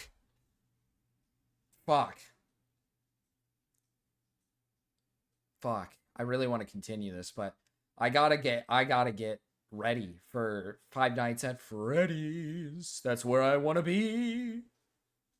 I gotta get ready. I should do a stream, Five Nights at Freddy's Fadbear 2 review. I'll give my review on it. That's what I should do. AI prompt, brew the hottest of tea. True. And then it just gives us this. I should do that. I should get on stream and then give you guys my honest opinion about the second movie. The second FNAF film. If it's good or not. I think it looks, so far in the trailer it's looked good. In the trailer it's looked good so far, but I'm a little worried because I will admit the first movie, okay. The first movie is not bad. If you just like Five Nights at Freddy's and you're a Five Nights at Freddy's fan, you like the references, it's kind of fun. But like the story all around is nothing more than just like basic mascot horror that's not really all that like great. It's like a 7 out of 10 movie. It's not like great. How was the first FNAF? It's like like I said, it's like a 7 out of 10. It's if you're a Five Nights at Freddy's fan, it's like a 9 out of 10. Like an 8 or 9 out of 10. It's awesome because you love Five Nights at Freddy's. But like if you're not a Five Nights at Freddy's fan, you're probably coming out of that movie going like, what the fuck did I just watch? But since I saw the second one, I saw the stuff for the second one, and it doesn't look bad. Like physically, it looks like the CGI or whatever they used for the animatronics looks solid. Here, let's look at the Furbear Freddy trailer before I go see.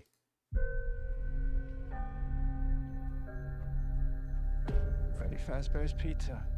Definitely not the Freddy's I remember. You're thinking of the franchise location. This? I have played the game. We played it for my stream, remember? Nobody's been here for decades. My like 4-day stream. Some little girl Like, see, they actually like if this is what they look like, I mean, that's not bad. here. They definitely do a great job with making, you know, for Frebby Febbear look good.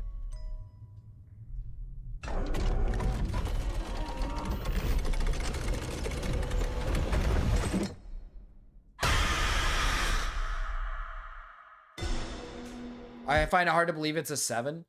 I give it a 7 because I grew up with a little bit of FNAF, so there is that level of like nostalgia when I watched it. And like I said, if you're somebody who doesn't know FNAF at all and you go in to watch the first movie, you're going to come out of it going like, what did I just watch? I don't get it. Cuz it doesn't prop itself up as if it's telling a story. It's propping itself up like you know the story already. No, I'm ending right now. Like it's propping itself up like you know the story already. You kind of already get the references. You get like what's going on. It's not telling you what's happening. It's not really going to tell you what's going on.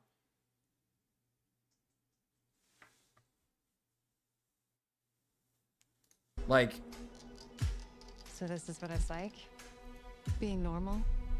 I think we've come pretty far, considering what we've been through. How's Abby? Some days she's good. Some days she misses her friends. This story that you're gonna fix those animatronics, it's only giving her false hope. Can any of you hear me? great Diorio.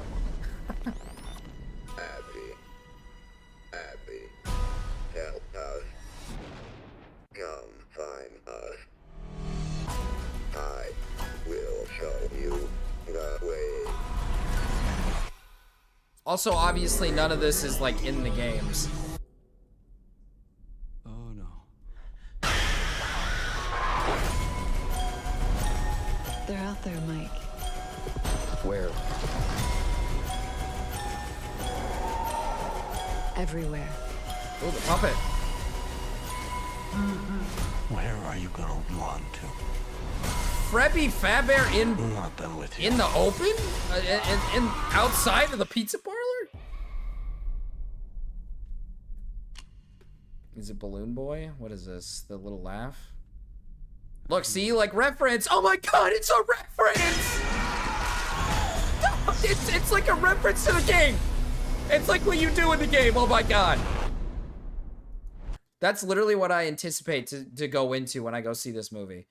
I'm gonna walk into this movie and I'm gonna see like a reference and I'm gonna be like, oh my god.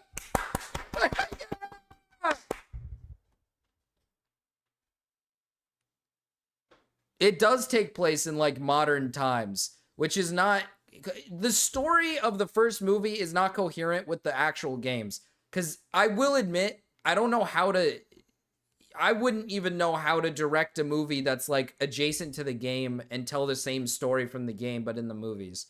Because the game is just a guy sitting in a abandoned, you know, pizza parlor for the next 5 days, basically just preventing himself from dying, which like that would be a terrible movie idea. It would be boring as shit just watching a guy sit in a room going like crazy on the doors, right? That wouldn't make any sense. So I get why they kind of constructed it a little bit differently. But like I said, if you're somebody who enjoys FNAF a lot, it's probably like an 8 or a 9. If you're somebody who's like you understand FNAF and you like FNAF a little bit, it's like around a 6 or a 7. Oh my god. That actually just pissed me off. And then if you don't know the FNAF movies, you're probably coming out of that thinking like, I don't know what the fuck I just watched. That's like a good 5 out of 10. Maybe you like it. Maybe you enjoyed it. But I like the way the animatronics look in the trailer, so I'm hoping it stays that way and it looks good at least. Because that's what I liked about the first movie, is I think the way the animatronics looked were really good.